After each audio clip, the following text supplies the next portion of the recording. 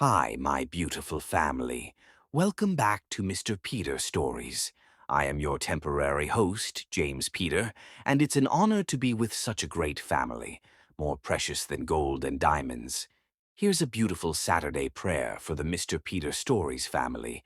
May your hearts be filled with love, your homes with peace, and your lives with endless blessings.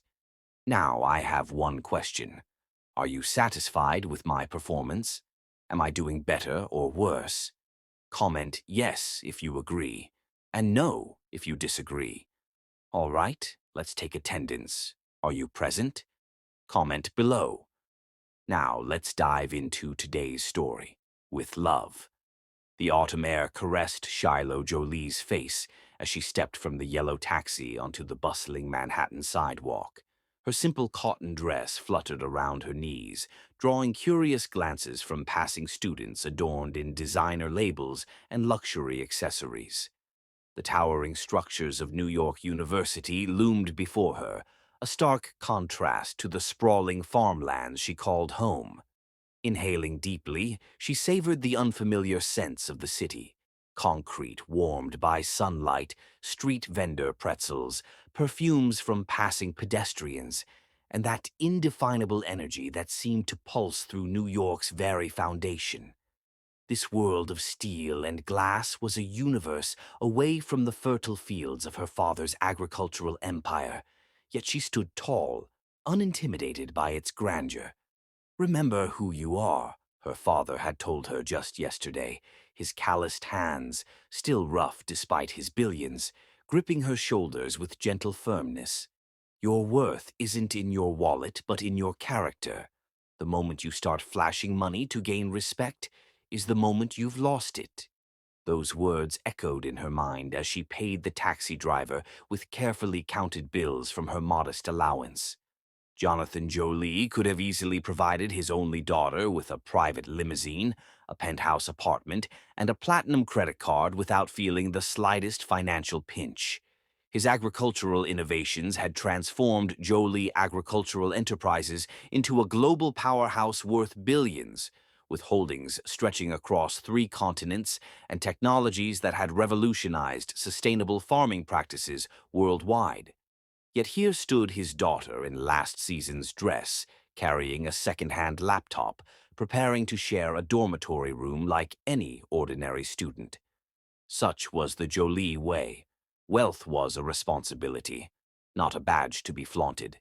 Shiloh adjusted the worn leather strap of her shoulder bag, containing textbooks purchased with her own carefully budgeted funds. Her long, elegant fingers, inherited from her late mother, brushed against the handmade bracelet her father had given her as a parting gift. The simple arrangement of wooden beads and a single freshwater pearl held more value to her than any diamond necklace could. She watched as other freshmen arrived, many emerging from luxury vehicles, their arms laden with designer luggage and the latest electronic devices. Their expressions contained varying mixtures of excitement, apprehension, and entitlement. Shiloh understood the first 2 emotions intimately, but the third remained foreign to her nature, despite her privileged upbringing. "Excuse me," she asked a passing student whose ID card hung prominently around his neck. "Could you direct me to the East Residence Hall?" The young man barely glanced at her, his eyes dismissively scanning her simple attire before jerking his thumb toward a red brick building across the quadrangle. "Over there. Registration tables are set up in the lobby." He hurried away without waiting for her thanks. Shiloh smiled slightly, unperturbed by the dismissal. She'd experienced similar reactions from those who mistook her understated appearance for poverty rather than choice. Their assumptions said more about them than about her. The residence hall bustled with activity, parents fussing over reluctant children, roommates meeting for the first time, resident advisors distributing keys and information packets.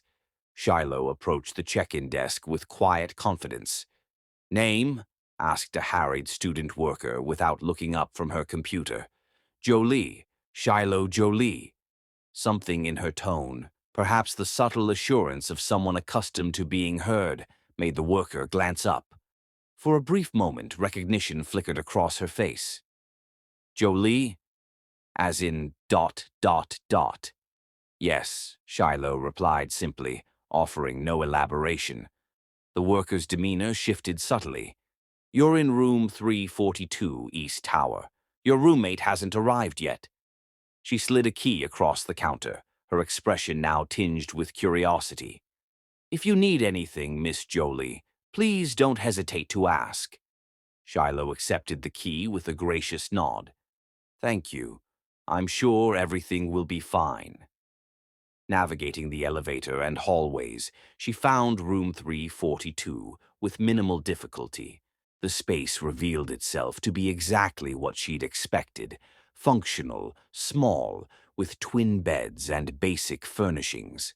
Nothing like her spacious bedroom at home, with its panoramic views of verdant fields, but sufficient for her needs. She claimed the bed near the window, unpacking methodically. Clothes into the narrow closet, books organized on the desk, toiletries arranged in the shared bathroom. Lastly, she removed a framed photograph from careful wrapping and placed it beside her bed. The image showed her sitting on a tractor with her father, both of them laughing, the vast fields stretching behind them to the horizon. It was her touchstone, her reminder of who she was beneath the veneer of a simple college student. From her window, Shiloh watched the campus pulse with activity, mentally preparing for the path ahead. She had enrolled in complex business courses, determined to understand every aspect of international trade and sustainable agriculture. Someday she would take the reins of Jolie Agricultural Enterprises and expand its mission of feeding communities while respecting the land. As twilight descended over Manhattan, transforming the cityscape into a constellation of artificial stars, Shiloh opened her laptop and composed an email to her father. I've arrived safely, Father. The university is impressive, though the city feels like a different planet compared to home. I already miss the smell of earth after rain and the sound of absolute silence at dawn, but I'm ready for this new challenge. No one here knows who I truly am, and that's exactly how I want it. I'm just another student. Not a Jolie, not an heiress, just Shiloh. I'll make you proud, as I promised Mother before she left us. The values you both instilled remain my compass. She sent the message and then reached for her course materials, already preparing for classes that wouldn't begin for another 3 days. In the Jolie household, preparation wasn't just encouraged, it was expected. Excellence demanded foresight and diligence. A soft knock interrupted her studies. Opening the door, she discovered a tall young woman with vibrant red hair and an armful of suitcases. Hi, I'm Emma Watson. No relation to the actress, unfortunately, the young woman announced with breathless enthusiasm. I guess we're roommates? I was expecting someone named... She consulted a crumpled paper. Shiloh. That's me, Shiloh confirmed, stepping aside to allow Emma entry. Shiloh Jolie. Welcome. Emma bustled into the room, her energy seeming to expand to fill every corner. Oh wow, you're super organized already. Sorry I'm so late. My flight from Chicago was delayed, then the taxi took forever, and I'm pretty sure the driver took the longest route possible to run up the meter. She deposited her belongings in a colorful heap on the unclaimed bed. I'm studying fashion merchandising, by the way. What about you? Business administration with a focus on agricultural economics, Shiloh replied, helping Emma organize her chaotic arrival. Emma paused mid-unpacking. Agricultural economics? That sounds specific. Family business? Shiloh nodded, maintaining her practiced discretion. Something like that? My father works in farming. Cool. My dad's a surgeon. Boring, right? Everybody's dad is either a doctor, lawyer, or banker. Farming is different. Emma continued unpacking, chattering about her hometown, her high school achievements, and her aspirations to work for a major fashion house. Shiloh listened attentively, appreciating Emma's straightforward friendliness. Here was someone who clearly took people at face value, without calculation or agenda. Perhaps, Shiloh reflected, this arrangement would work well after all. Later that night, as Emma's gentle snores filled their shared space, Shiloh stood by the window, gazing at the unfamiliar skyline. The stars were barely visible through the city's light pollution, another stark difference from home, where the night sky blazed with celestial brilliance. She thought about the journey ahead, not just the academic challenges, but the social landscape she would need to navigate. In this environment, she was determined to succeed or fail based on her own merits, not her family name or fortune. It would be a cleansing experience to be judged solely on who she was, not what she possessed. As she finally slipped into bed, Shiloh felt a curious mixture of anticipation and resolve. New York University represented more than education. It offered a proving ground for her identity apart from the Jolie legacy. Here she could test her father's philosophy that true worth came from character rather than currency. Morning would bring orientation, new faces, unknown challenges. But for now, Shiloh closed her eyes, allowing the unfamiliar symphony of city sounds to lull her into dreams of both the home she'd left behind and the future she came to claim. Little did she know that destiny had already set in motion events that would test her principles and resilience far beyond anything she had anticipated. Somewhere else in Manhattan, in a penthouse overlooking Central Park, her future was being discussed by men whose plans would irrevocably alter the carefully constructed boundaries between her two worlds. Chapter 2. The Campus King.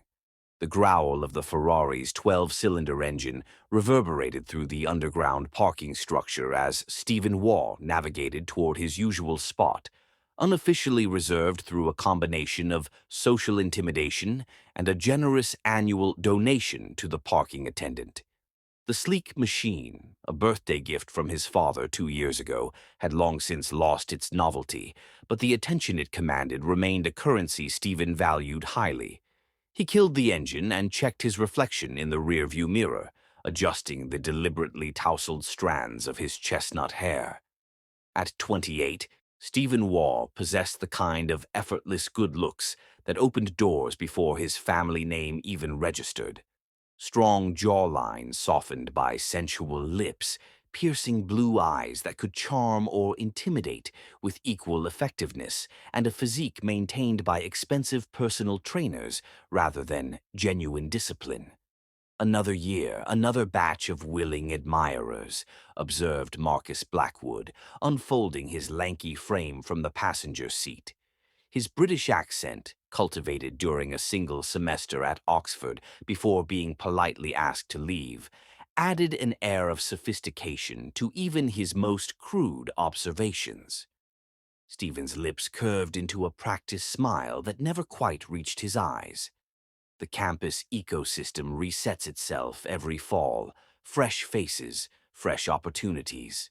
Speaking of fresh, Marcus nodded toward a group of new students clutching orientation packets near the entrance. The scholarship cases are always easy to spot.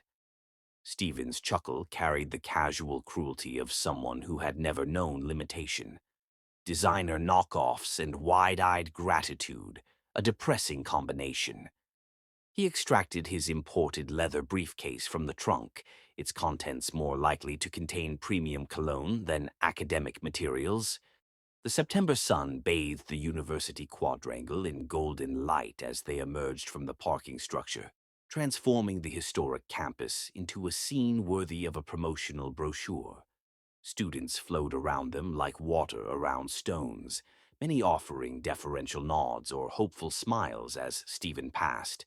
His reputation preceded him, heir to the Waugh financial empire, campus playboy, fixture at exclusive Manhattan nightclubs, and despite mediocre academic performance, somehow always in the good graces of the administration. "Mr. Waugh," called Professor Hamilton, a silver-haired economics instructor hurrying across the lawn. "A moment, if you please." Stephen suppressed a sigh of irritation, maintaining his charming facade. Professor, good to see you. Enjoy your summer in the Hamptons? Very much so, thank you.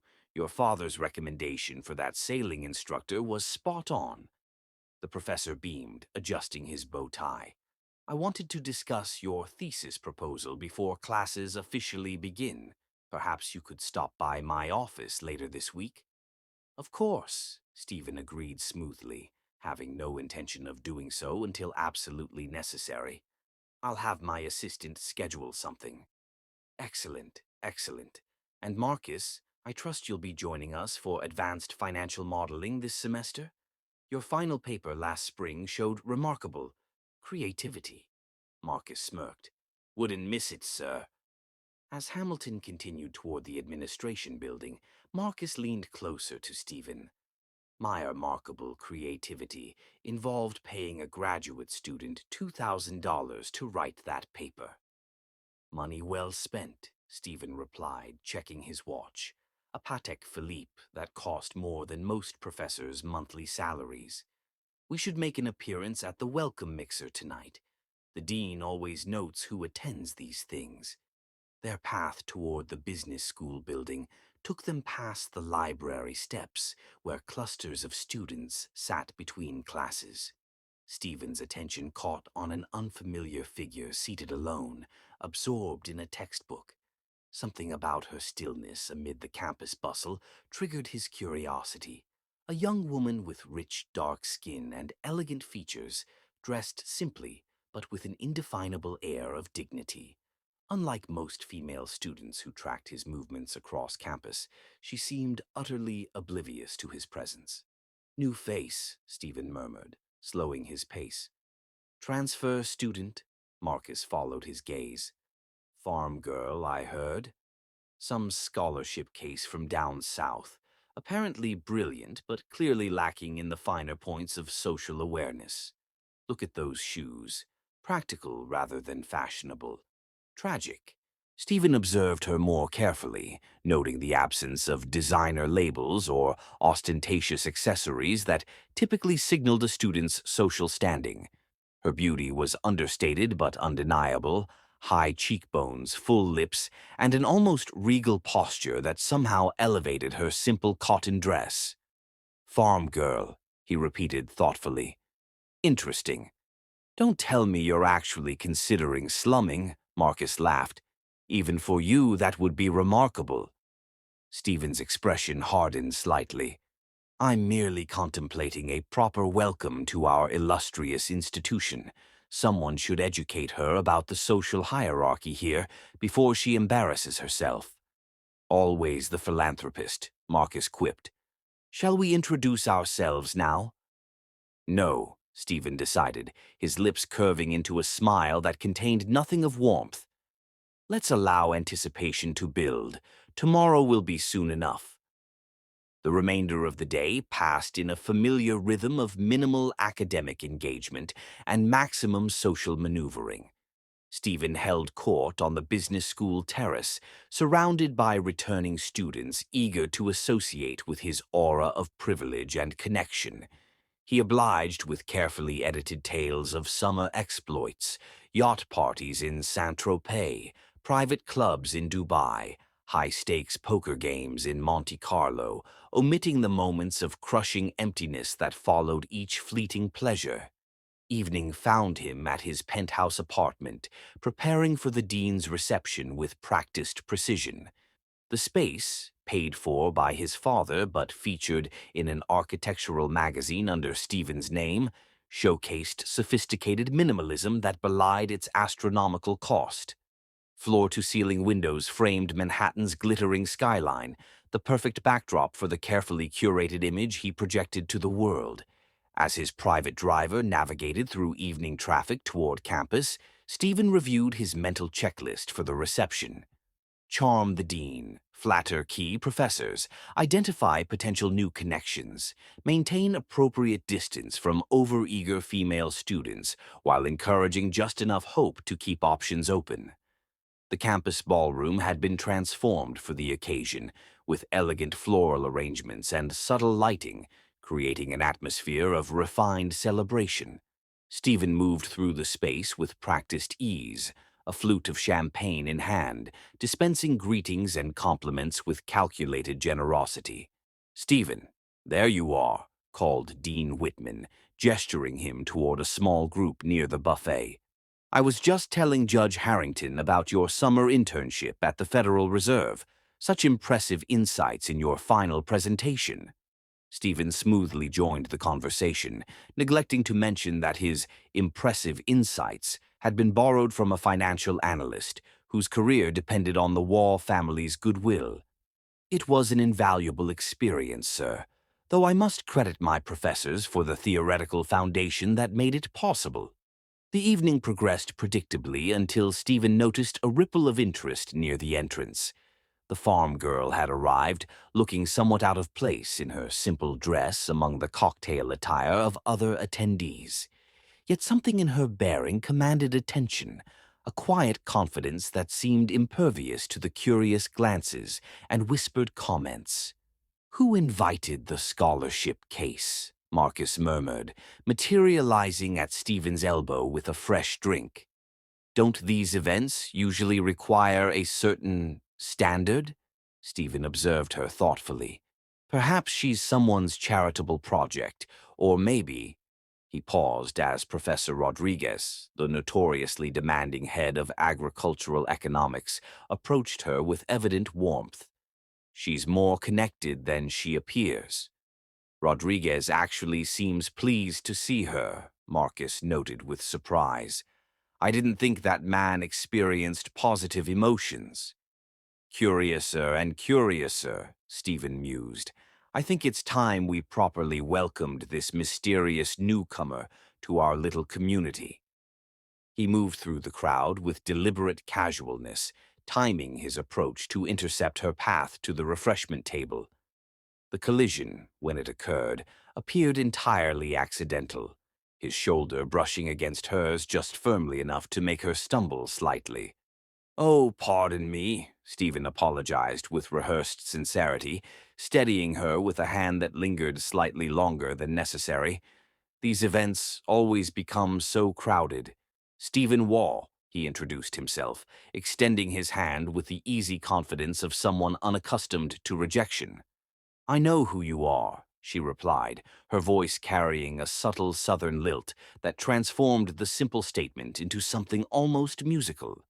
She accepted his handshake briefly, but made no effort to offer her own name. Stephen's smile remained fixed despite the unexpected response. "Then you have the advantage. You are currently trying to reach the water pitcher," she replied with polite firmness, stepping around him. The dismissal, so subtle yet definitive, caught Stephen off guard. People, especially women, didn't walk away from Stephen Waugh mid-conversation.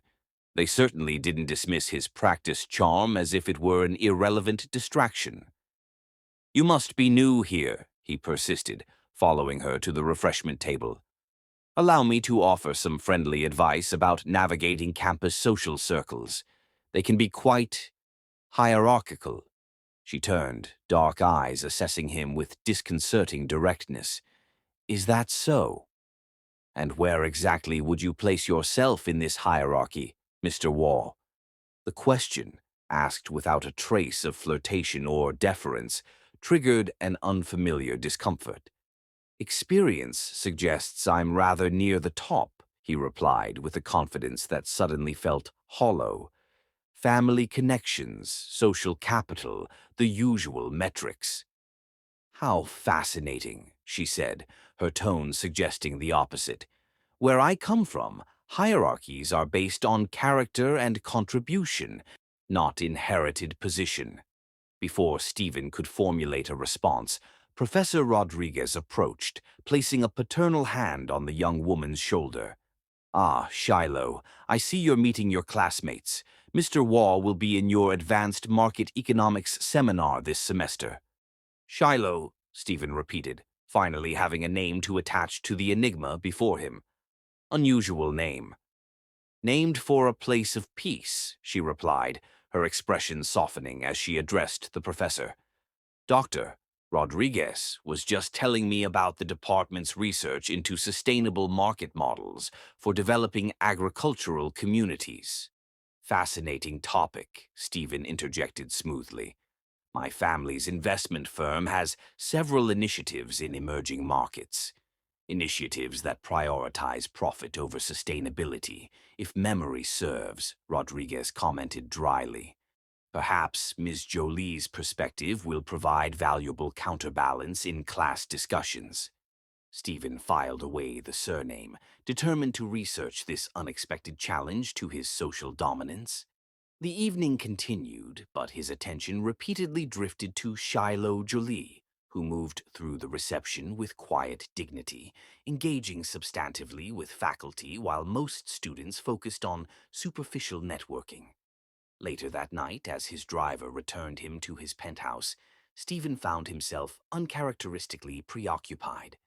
The farm girl, Shiloh, had disrupted his carefully constructed worldview with nothing more than calm self-possession and direct assessment.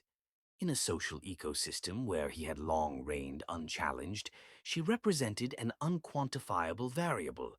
Entering his expansive but emotionally empty apartment, Stephen poured himself a generous measure of scotch and moved to the window wall overlooking the city. Tomorrow, he decided, would require a more direct approach to establishing the proper dynamic between them. No one, especially not a scholarship student from nowhere, would disrupt the social order he had so carefully cultivated. Little did Stephen Waugh realize that his encounter with Shiloh Jolie had set in motion events that would fundamentally alter the foundations of his privileged existence. In the penthouses of Manhattan, powerful men were already making decisions that would intertwine their destinies in ways neither could anticipate. Chapter 3. The Ultimatum. Richard Waugh's office occupies the entire top floor of a Manhattan skyscraper, its floor-to-ceiling windows offering a panoramic view of the city he considers his personal chessboard. The decor speaks of old money, leather-bound books, oil paintings of stern ancestors, furniture crafted from trees older than the nation itself. When Stephen enters, his father doesn't look up from the documents spread across his antique desk. "You're late," Richard observes, his voice carrying the clipped precision of a man who values each second of his time. Stephen drops into a leather chair without waiting for an invitation. Traffic was brutal. What's so urgent that it couldn't wait until Sunday dinner? Richard finally raises his gaze, steel-gray eyes assessing his son with the same clinical detachment he applies to failing investments. He slides a black credit card statement across the polished wood. "Explain this." Stephen glances at the document without touching it. The total at the bottom, $72,436, doesn't surprise him. September was a busy month. Indeed. Richard leans back, steepling his fingers. 20,000 at Bergdorf Goodman, 15,000 at that nightclub in the meatpacking district, 30,000 at a jewelry store. His eyebrow arches. "I don't recall seeing any jewelry on your mother recently." "It wasn't for mother," Stephen says, a hint of defiance coloring his tone.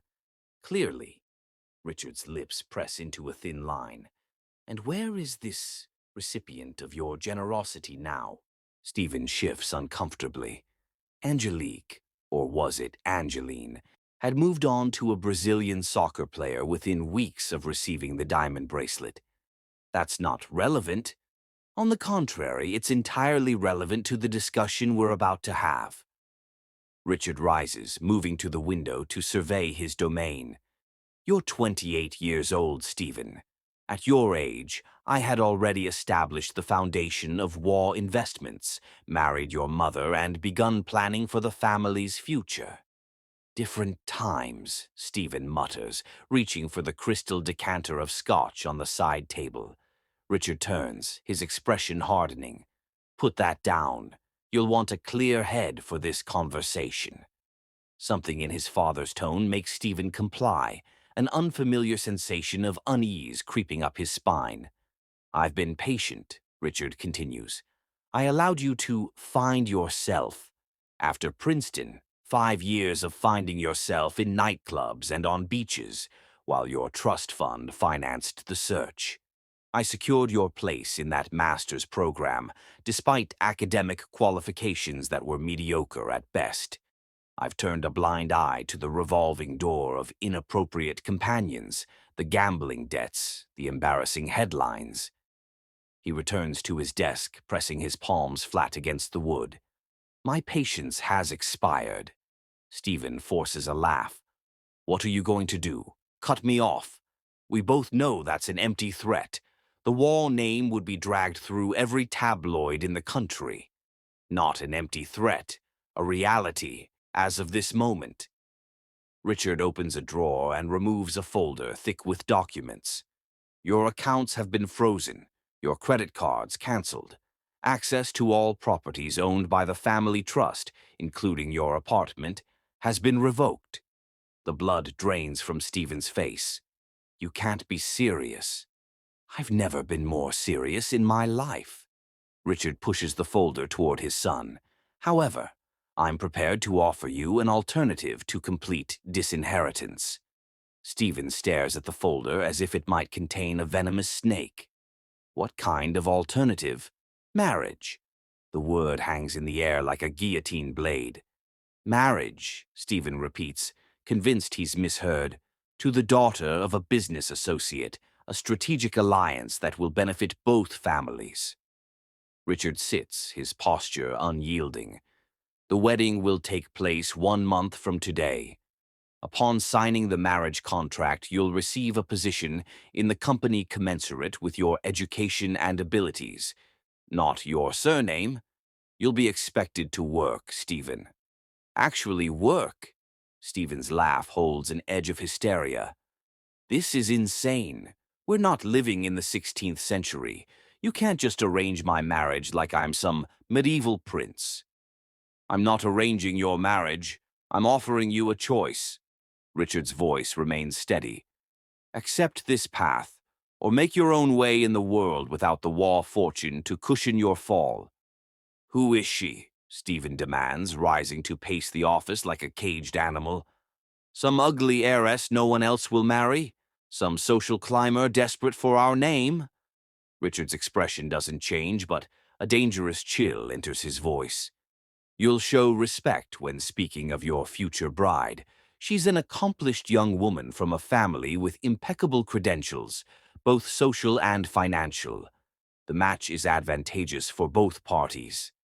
I refuse, Stephen declares, crossing his arms like a petulant child. You can't force me to marry someone I've never met. You're right. I can't force you. Richard closes the folder. The choice is entirely yours. Choose marriage and responsibility, or choose independence, true independence, without the safety net you've relied on your entire life. Stephen stares at his father, searching for any sign of flexibility. Finding none, he sinks back into the chair. I want to meet her first, before I agree to anything. You already have. A ghost of a smile touches Richard's lips. The engagement dinner is tomorrow night at Le Bernardin. 8 o'clock sharp. Don't be late. As Stephen leaves the office, the weight of his father's ultimatum presses on his shoulders. For the first time in his privileged existence, he finds himself facing a future without guaranteed comfort. A prospect more terrifying than he cares to admit. Chapter 4. The Revelation. Le Bernardin gleams with understated luxury. White tablecloths, discreet lighting, staff that materialize when needed and vanish when not. Stephen arrives at 7:55, his Armani suit a shield against the uncertainty churning in his stomach. The maitre d' leads him to a private dining room in the back, where his father already waits with another man approximately his age. Ah, Stephen, punctual for once. Richard extends his hand, the formal gesture underscoring the evening's gravity. Allow me to introduce Jonathan Jolie, my esteemed colleague and soon-to-be family. Jonathan Jolie rises from his seat, his handshake firm enough to make Stephen wince. Despite his exquisitely tailored suit, Something about the man speaks of earth and open skies, a weathered quality to his skin, a straightforward assessment in his gaze. "A pleasure to finally meet you, Stephen," Jonathan says, his accent carrying the gentle cadence of the South. "I've heard much about you." "Wish I could say the same," Stephen replies, earning a warning glance from his father. Richard gestures toward the empty chairs. "Shall we?" "My wife sends her regrets. A charity function required her presence." "And your daughter, Jonathan?" "She'll join us momentarily," Jonathan answers, settling back into his chair.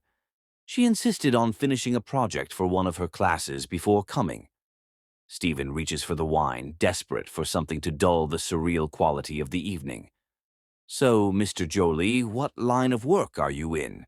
Jonathan exchanges an amused glance with Richard. "Agriculture, primarily, though we've diversified considerably over the past decade."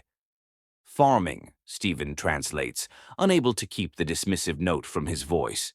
"That must be quaint." "Jolie Agricultural Enterprises controls 40% of the drought-resistant grain market worldwide," Richard interjects smoothly. "Their innovations in sustainable farming have revolutionized food production across 3 continents." Stephen's glass pauses halfway to his lips.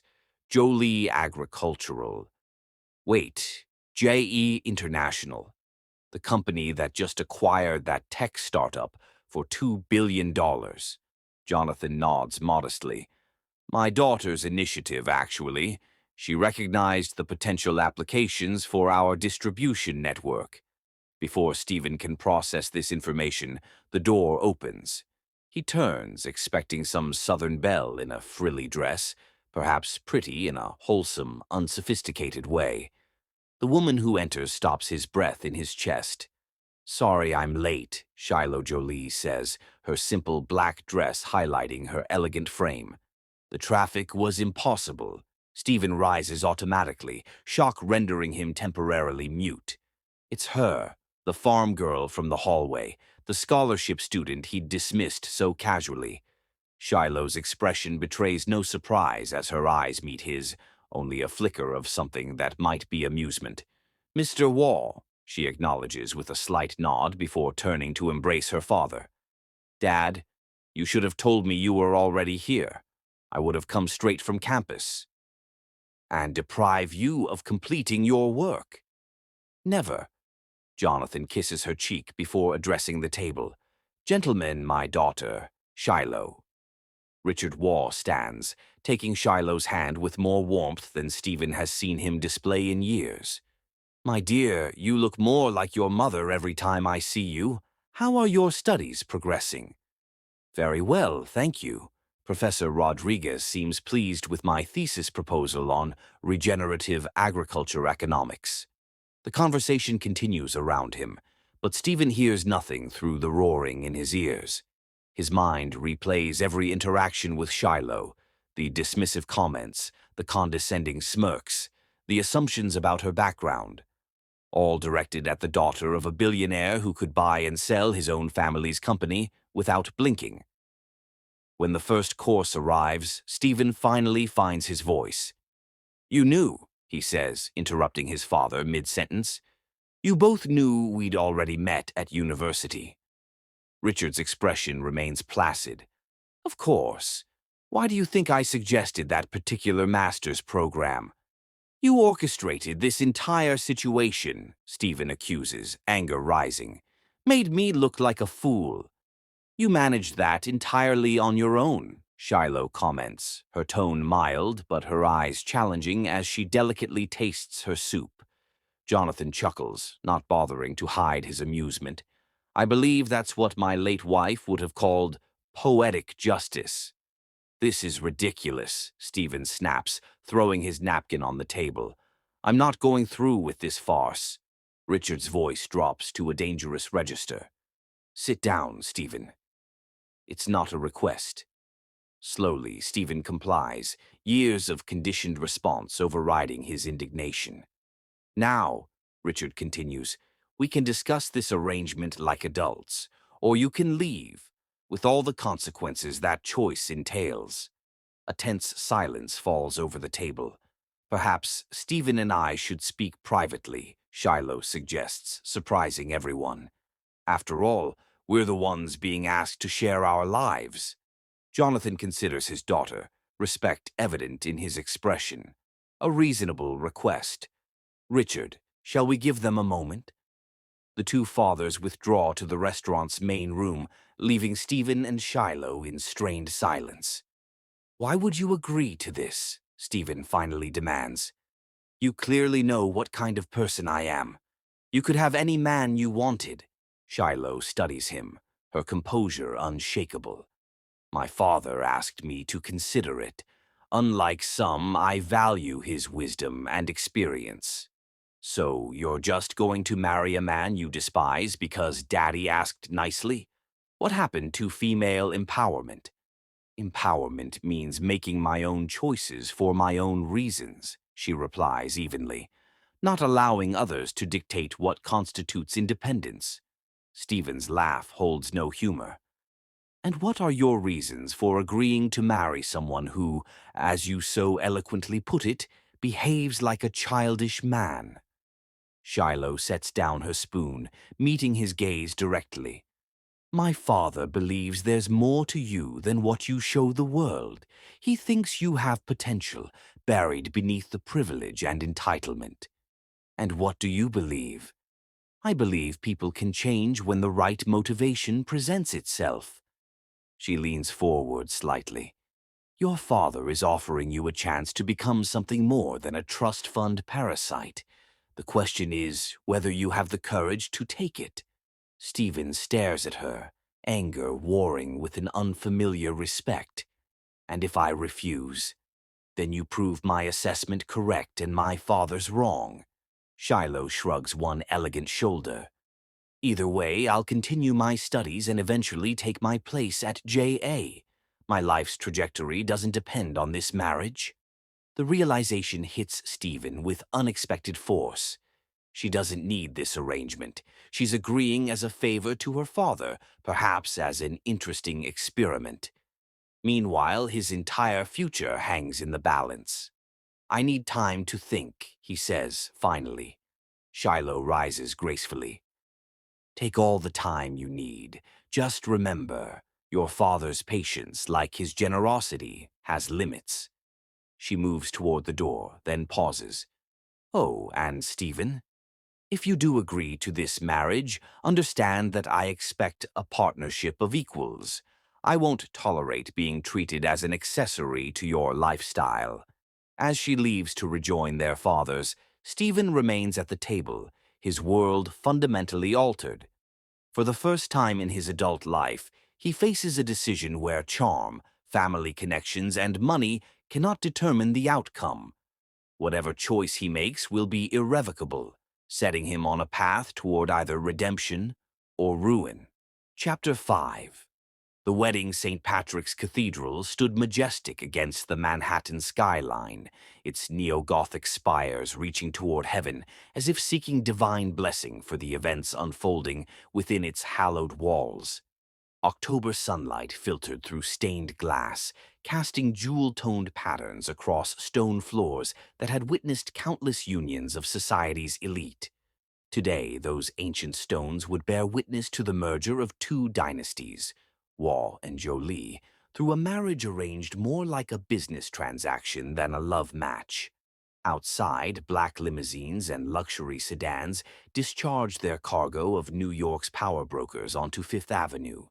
Photographers clustered behind velvet ropes, straining to capture glimpses of celebrities and financial titans filing into the cathedral. The wedding announcement had sent shockwaves through Manhattan's social circles, not for its romantic narrative, but for its apparent suddenness and the strategic alliance it represented. Inside a small antechamber, Stephen Waugh studied his reflection in an ornate mirror that had witnessed centuries of similar moments. His custom Tom Ford tuxedo fit impeccably, the platinum cufflinks bearing the Waugh family crest catching the light as he adjusted his bow tie for the third time. 3 weeks had passed since the fateful dinner at Le Bernardin. 3 weeks of sleepless nights, tense negotiations with his father, and ultimately surrender to the inevitable. Richard Waugh had remained immovable, the family accounts still frozen, credit cards deactivated, access to properties revoked. Even Stephen's apartment, featured in Architectural Digest under his name, but paid for with his father's money, had been placed beyond reach. The message was brutally clear. Accept this marriage or face genuine financial hardship for the first time in 28 privileged years. You look like a man facing execution rather than matrimony, Richard observed from the doorway, resplendent in his morning suit, every silver hair perfectly in place. Stephen turned, his expression carefully neutral despite the resentment simmering beneath the surface. Isn't it essentially the same thing? The end of life as I know it. Melodrama doesn't suit you. Richard stepped forward, adjusting Stephen's already perfect tie in a rare paternal gesture. You may not believe this now, but I'm securing your future, not destroying it, by forcing me to marry a woman who clearly despises me, by compelling you to become the man you're capable of being. Richard's hands rested briefly on his son's shoulders. Shiloh Jolie may be the best thing that ever happened to you, if you're wise enough to recognize it. The cathedral organ began its solemn prelude, signaling it was time. Stephen took a deep breath, squaring his shoulders as his father's words echoed uncomfortably in his mind. Outside this antechamber waited hundreds of guests, business associates, social connections, members of New York's elite circles who had received embossed invitations bearing the Waugh and Jolie family crests. None were true friends, Stephen realized with sudden clarity. In 28 years of cultivating his social status, he had collected acquaintances and admirers, not genuine relationships. The nave stretched before him as he took his position at the altar, its soaring arches and radiant windows lending gravity to proceedings that felt increasingly surreal. He scanned the assembled crowd, recognizing faces from boardrooms and charity galas, all wearing expressions of polite interest that barely masked their avid curiosity. This wedding, hastily arranged but executed with no expense spared, had become the season's most analyzed social event. The music changed, signaling the arrival of the bride. The congregation rose in a rustle of designer fabrics and expensive perfumes. Despite himself, Stephen's breath caught as Shiloh appeared at the cathedral's entrance on her father's arm. Her gown defied expectation, not the elaborate, showy creation typical of socialite weddings, but an elegant design of clean lines and subtle detailing that emphasized her natural grace. The cathedral lights caught the delicate beading across the bodice as she moved down the aisle, her expression composed beneath a whisper of veil. Jonathan Jolie walked beside her, pride evident in his bearing, despite the faint sadness in his eyes, a father recognizing the bittersweet nature of this transition. When they reached the altar, Jonathan placed Shiloh's hand in Stephen's with deliberate formality. Their eyes met briefly, and Stephen was surprised to find not resentment, but calm resolve in her gaze. You look beautiful, he murmured, startled to discover he meant the words sincerely. And you're sober, she replied quietly. I consider that a promising start. The Archbishop's rich voice filled the cathedral as the ceremony proceeded, ancient words washing over modern hearts with timeless power. Stephen recited his vows mechanically, his mind elsewhere until the moment the gold band slid onto his finger. The weight of that simple circle of metal felt simultaneously like a shackle and a lifeline, the physical manifestation of his father's ultimatum, and the unexpected beginning of something he couldn't yet define. I now pronounce you husband and wife. You may kiss the bride.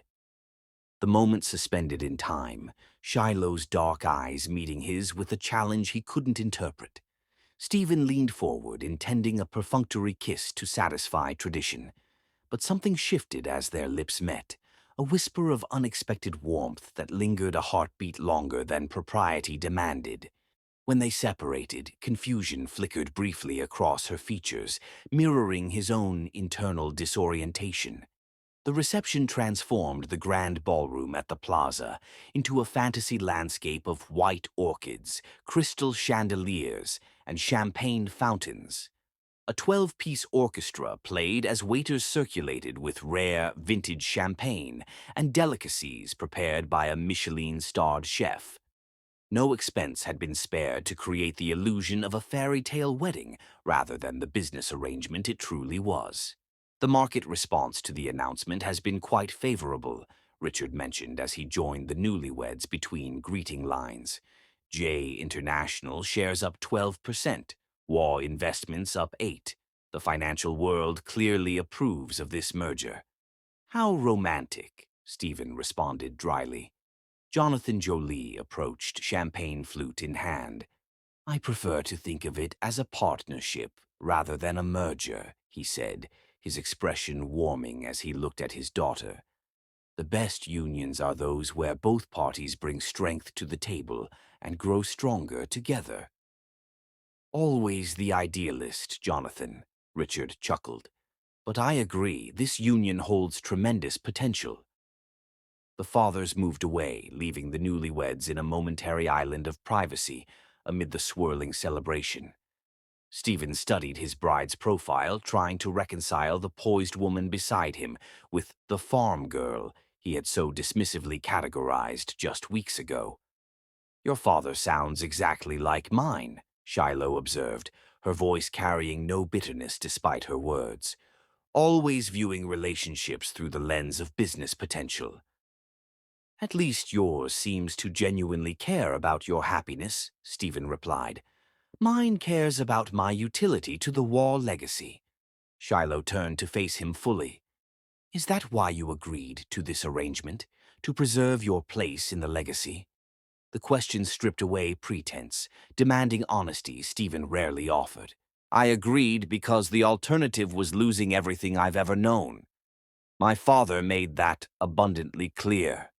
Everything you've ever known, she repeated thoughtfully. The mansions, the cars, the unlimited credit cards, those aren't who you are, Stephen. They're what you have. Before he could formulate a response, they were swept into the traditional first dance. The orchestra struck up a classic waltz as Stephen led Shiloh onto the polished floor, hundreds of eyes tracking their movements. Years of social training took over as they moved together with surprising synchronicity, his hand resting lightly on the small of her back. You dance well, he remarked, seeking neutral conversation. My mother insisted on lessons, Shiloh replied, an unexpected softness entering her voice. She believed certain graces transcended social class or wealth, that true elegance came from within. She sounds wise? Is she here today? A shadow crossed Shiloh's features. She passed away 5 years ago. Cancer. I'm sorry, Stephen said, meaning it. My mother exists primarily in European spa resorts these days.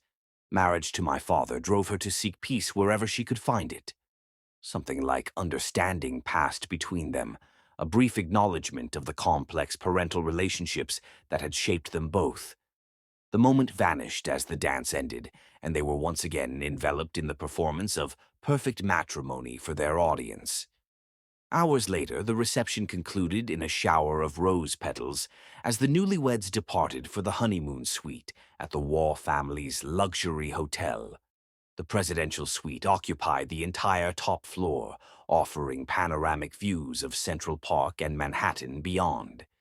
Champagne chilled in silver buckets, rose petals carpeted the marble floors, and candles illuminated the space with golden light, romantic touches arranged by an efficient wedding planner rather than genuine sentiment. As the door closed behind them, Stephen loosened his bow tie with a sigh of relief. Well, that ordeal is finally over. I need a drink. Shiloh moved to the window, gazing out at the glittering city below. She had changed from her wedding gown into a simple white silk dress that caught the candlelight as she moved. Was it really such an ordeal? Most people would consider a multi-million-dollar wedding at St. Patrick's, followed by the plaza, a dream come true. Most people don't recognize a gilded cage when they're being locked inside one. Stephen poured himself a generous measure of scotch from the suite's well-stocked bar. "Would you like a drink?" "No, thank you." She turned to face him, her expression contemplative. "What happens now, Stephen?" The question hung between them, layered with implications neither was prepared to address directly. Stephen drained his glass, liquid courage burning a path to honesty. "Now we fulfill our part of this charade until we can find a graceful exit. My father may control my finances, but he can't force this marriage to be real." Shiloh's eyebrow arched slightly. "Define real." "You know exactly what I mean." Stephen paced the expansive living area, frustration evident in every movement. "This isn't a marriage, it's a business contract with religious window dressing. In a few months, when our fathers have secured whatever strategic advantage they're after, we can quietly separate and return to our actual lives." "And in the meantime?" Shiloh asked, her calm demeanor a stark contrast to his agitation. Stephen stopped pacing, anger suddenly crystallizing into cold resolution. He met her gaze directly. "In the meantime, I swear I will not touch you and will divorce you before dawn." Something flickered in Shiloh's eyes, not hurt or anger, but a calm assessment that was somehow more unsettling. She moved toward the bedroom door with quiet dignity. "Then I suggest you make yourself comfortable on the sofa, husband. It promises to be a long night." The door closed softly behind her, leaving Stephen alone with his scotch and the growing awareness that this arranged marriage might challenge him in ways he had never anticipated. Chapter 6. The morning after morning light streamed through floor-to-ceiling windows, painting golden patterns across Stephen's face as he stirred on the suite's Italian leather sofa. His mouth felt like sandpaper, his neck cricked at an uncomfortable angle, consequences of a night spent alternating between fitful sleep and emptying the bar's finest scotch. The sharp rap of ceramic against glass penetrated his consciousness, forcing reluctant eyelids open. Shiloh sat in an armchair across from him, already dressed in a simple blue sundress, her hair gathered in an elegant knot at the nape of her neck. She held a steaming cup of coffee, another waiting on the table between them. "Good morning, husband," she greeted him, her voice carrying neither mockery nor warmth. "Sleep well?" Stephen groaned, pushing himself upright and running a hand through disheveled hair. "Spectacularly," he muttered, reaching for the coffee with pathetic gratitude. The first sip brought blessed clarity, enough to notice the documents spread across the coffee table, legal papers with bright yellow signature tabs. "What's all this?" "Divorce proceedings," Shiloh replied matter-of-factly. "As you promised last night, quite passionately, I might add, that you would divorce me before dawn. Dawn has technically passed, but I thought you'd appreciate the gesture nonetheless." Stephen stared at her, memories of his alcohol-fueled declarations returning in fragments. "You're serious?" "I merely took you at your word." Shiloh's expression remained unreadable as she set down her cup. "You made it abundantly clear that this marriage was nothing but an inconvenience forced upon you, a temporary obstacle to your preferred lifestyle." Something about her calm efficiency triggered unexpected defensiveness in Stephen. "Hold on. You can't possibly want this farce of a marriage either." "What I want isn't the issue at the moment." Shiloh reached into her purse and extracted a slim recording device. "Before you make any further pronouncements, you should know that I recorded our conversation last night. Every word." Stephen's blood ran cold. "You what?" "Everything from your description of our marriage as a business contract with religious window dressing, to your vow to divorce me before dawn." She pressed a button, and his own voice, slurred but unmistakable, filled the suite. I swear I will not touch you and will divorce you before dawn. That's blackmail, he accused, anger overtaking hangover. No, she corrected coolly. It's leverage. And while we're clarifying things, perhaps I should mention another fact you seem to have overlooked. What's that? Stephen asked warily. Jolie Agricultural Enterprises currently holds assets valued at approximately 3 times those of Waugh Investments. Shiloh's gaze remained steady.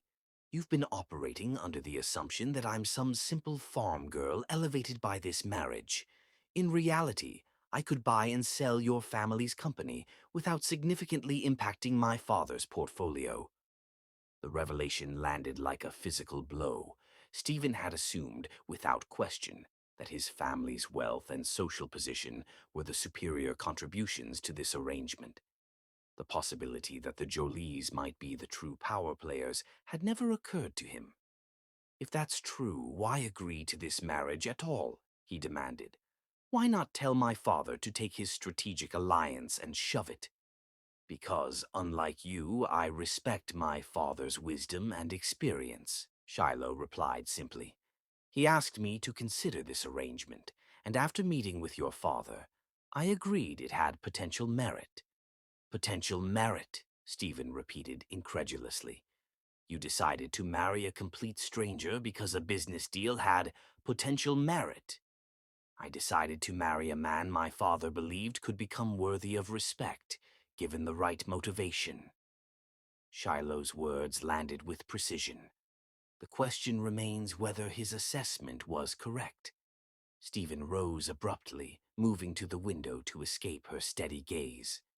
Manhattan spread below, a city where he had ruled his small social kingdom with charm and family connections, never facing genuine consequences for his actions.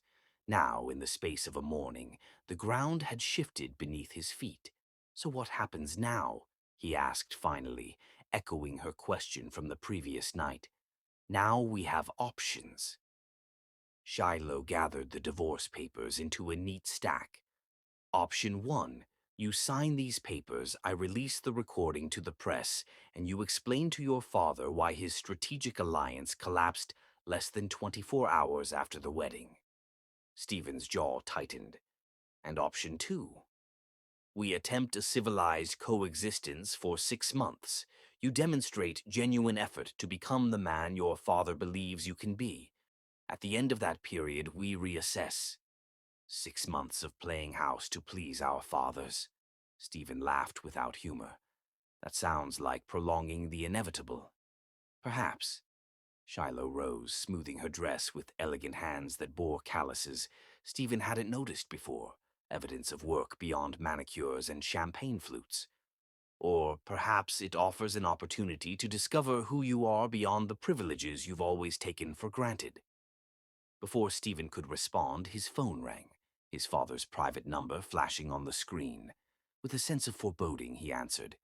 Stephen, Richard Waugh's voice carried its usual crisp authority. I trust the wedding night was acceptable. You're expected at brunch with the Jolies at 11.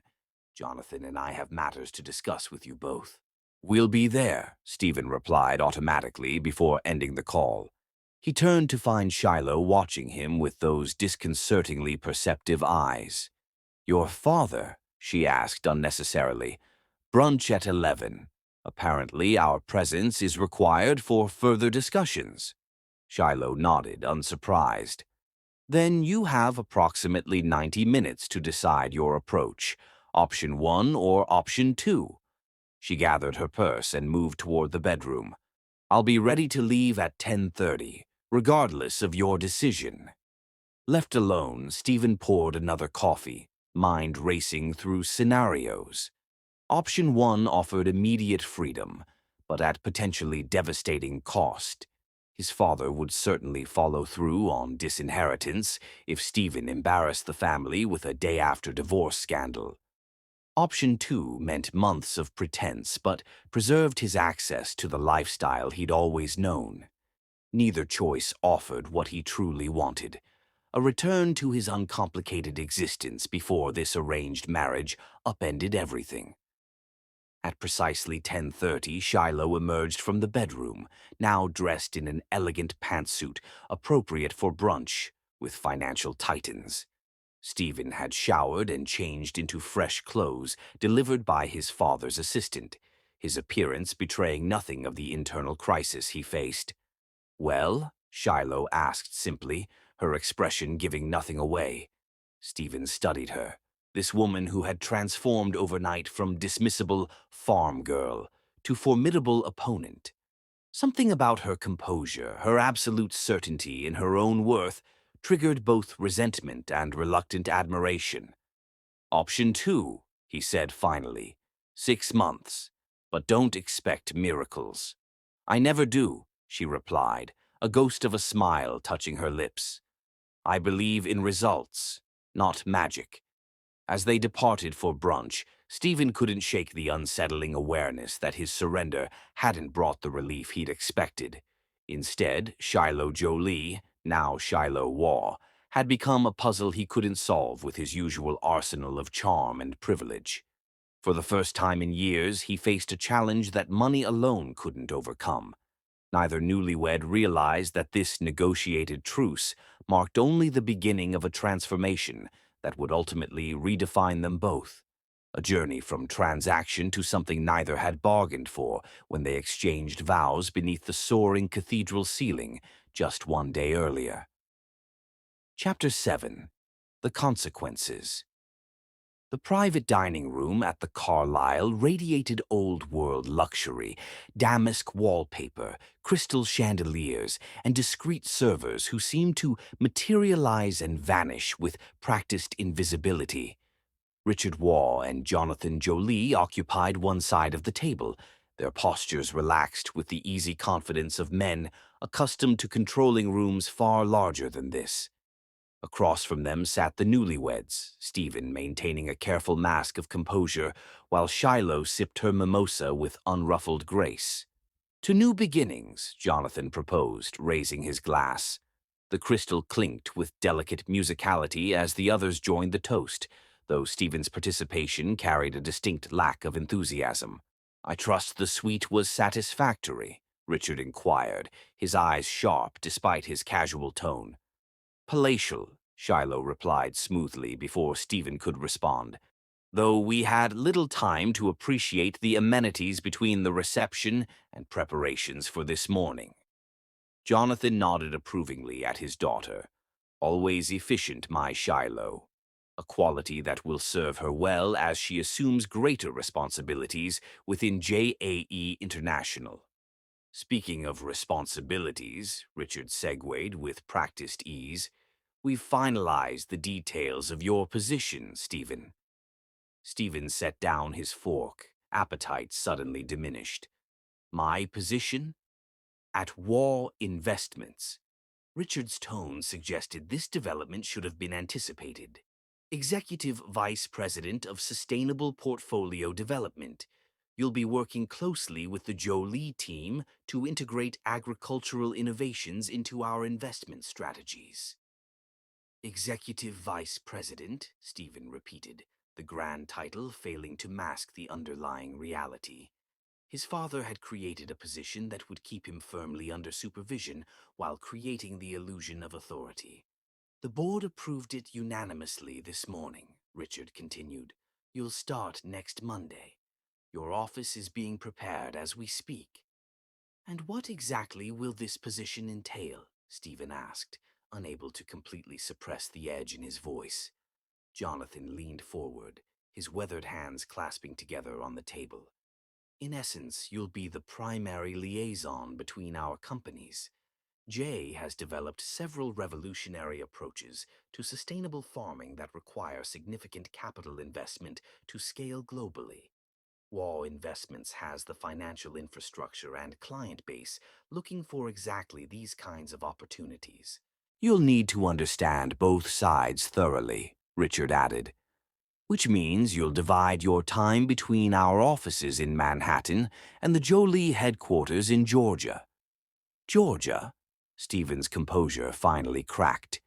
"You expect me to commute to Georgia?" Shiloh's eyebrow arched slightly.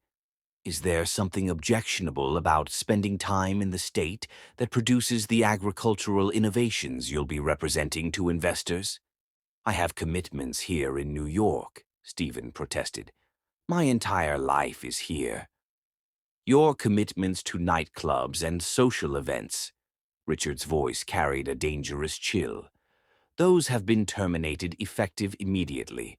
Your membership at the Metropolitan Club has been transferred to emeritus status.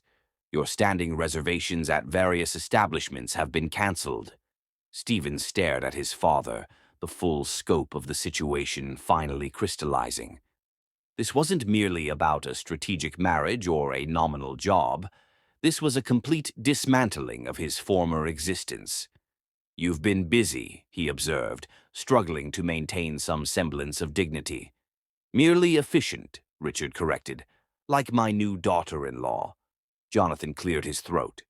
We've prepared accommodations at the Georgia compound for both of you. Nothing extravagant, but comfortable. Close to the research facilities where Shiloh oversees several key projects. How close? Stephen asked faintly. Our residence is about a quarter-mile from the main research complex, Shiloh explained. We believe in maintaining proximity to the work that supports our lifestyle. The conversation continued around him, details of his new life being arranged without his input. The fathers discussed schedules, responsibilities, and expectations, while Shiloh occasionally offered clarifications or suggestions. Stephen remained silent, mentally calculating the extent of his father's control over his existence.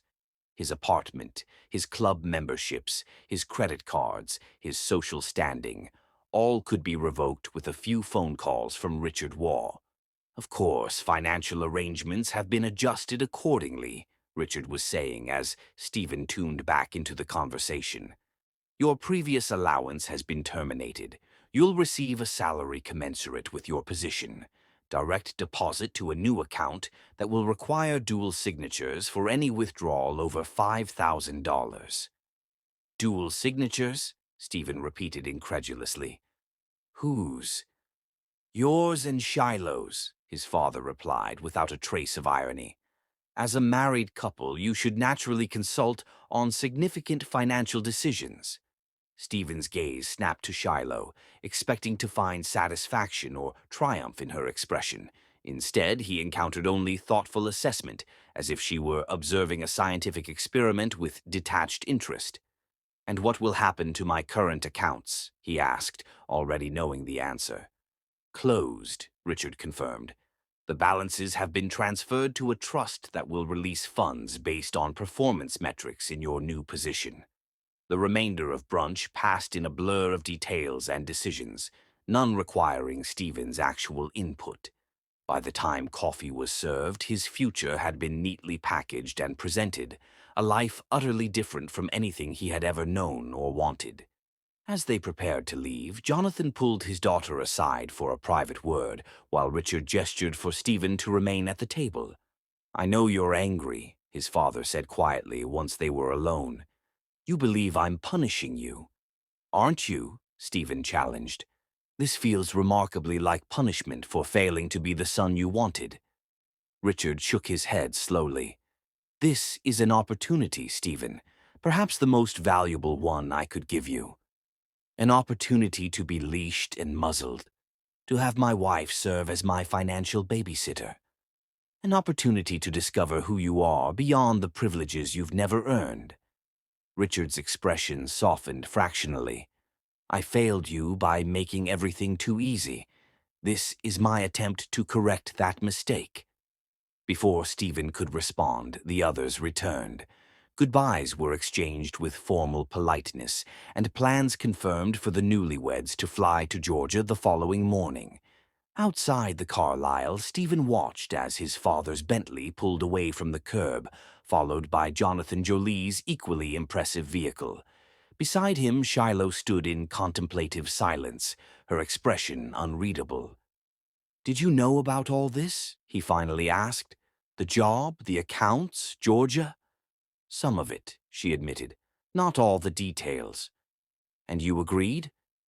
To be my keeper? My supervisor. Shiloh turned to face him fully, her dark eyes direct. I agreed to give you a chance to become something more than what you've been. Whether you take that chance is entirely up to you. A sleek black SUV pulled to the curb. Not his usual driver, Stephen noted with bitter awareness. Another piece of his former life excised. Mr. and Mrs. Wall, the new driver, greeted them with professional courtesy. Where would you like to go? The question hung in the air between them, suddenly weighted with meaning beyond its simple practicality. Where would they go? Now, tomorrow, in this strange new existence they had both entered through different doors. The penthouse, Shiloh decided when Stephen remained silent. We need to pack for tomorrow's flight. The ride uptown passed in tense silence. Stephen gazed out at the familiar streets of Manhattan, now colored by the knowledge that he would soon be leaving them for rural Georgia. Not permanently, according to the schedule outlined at brunch, but regularly enough to disrupt the rhythms of city life he had always taken for granted. At the penthouse, he found further evidence of his changed circumstances. His closets had been partially emptied, his more extravagant clothing removed, and replaced with business attire better suited to his new position. His private bar had been restocked with non-alcoholic alternatives. Even his art collection had been modified, several particularly provocative pieces now conspicuously absent. They've been thorough, he observed bitterly, surveying the sanitized version of his former sanctuary. Shiloh moved through the space with quiet efficiency, examining the surroundings without comment. Which bedroom would you prefer I use? She asked practically. The question reminded Stephen that this marriage, however arranged, now came with logistical realities. The guest suite has its own bathroom, he replied, gesturing down the hallway. It's yours for as long as this charade continues. 6 months, she reminded him. That was our agreement. 6 months of this, Stephen gestured expansively at the altered apartment. Followed by what? A lifetime of being my father's puppet, with you holding half the strings. Shiloh's expression remained maddeningly composed. Or 6 months of growth followed by whatever you choose to make of your life. The puppet strings exist only if you allow them to. She disappeared into the guest suite, leaving Stephen alone with thoughts he couldn't quiet and emotions he couldn't name. Anger dominated, at his father for this elaborate trap, at Shiloh for her role in it, at himself for the years of indulgence that had left him vulnerable to such manipulation. Beneath the anger lurked something more unsettling, fear, not of hard work or responsibility, but of failure. What if he couldn't adapt to this new reality? What if he proved his father right about his limitations? The thought was still circling his mind the next morning as their private jet lifted off from Teterboro Airport, carrying them toward a future Stephen had never imagined and certainly never wanted. Beside him, Shiloh reviewed documents on her tablet, seemingly unconcerned by the dramatic upheaval underway. You're very calm for someone whose life has also been rearranged, he observed, breaking the silence that had stretched between them since leaving the penthouse. Shiloh looked up, a hint of surprise in her expression. My life hasn't been rearranged, Stephen. This is the path I've been on all along. Education, increasing responsibility at JAE, eventually full partnership with my father. The only difference is that now I have a husband alongside me for part of that journey. A reluctant husband with a gun to his head, Stephen clarified. Is that truly how you see yourself? A victim? The question carried no judgment, only genuine curiosity, which somehow made it more difficult to dismiss. Before Stephen could formulate a response, the pilot announced their initial descent into Atlanta.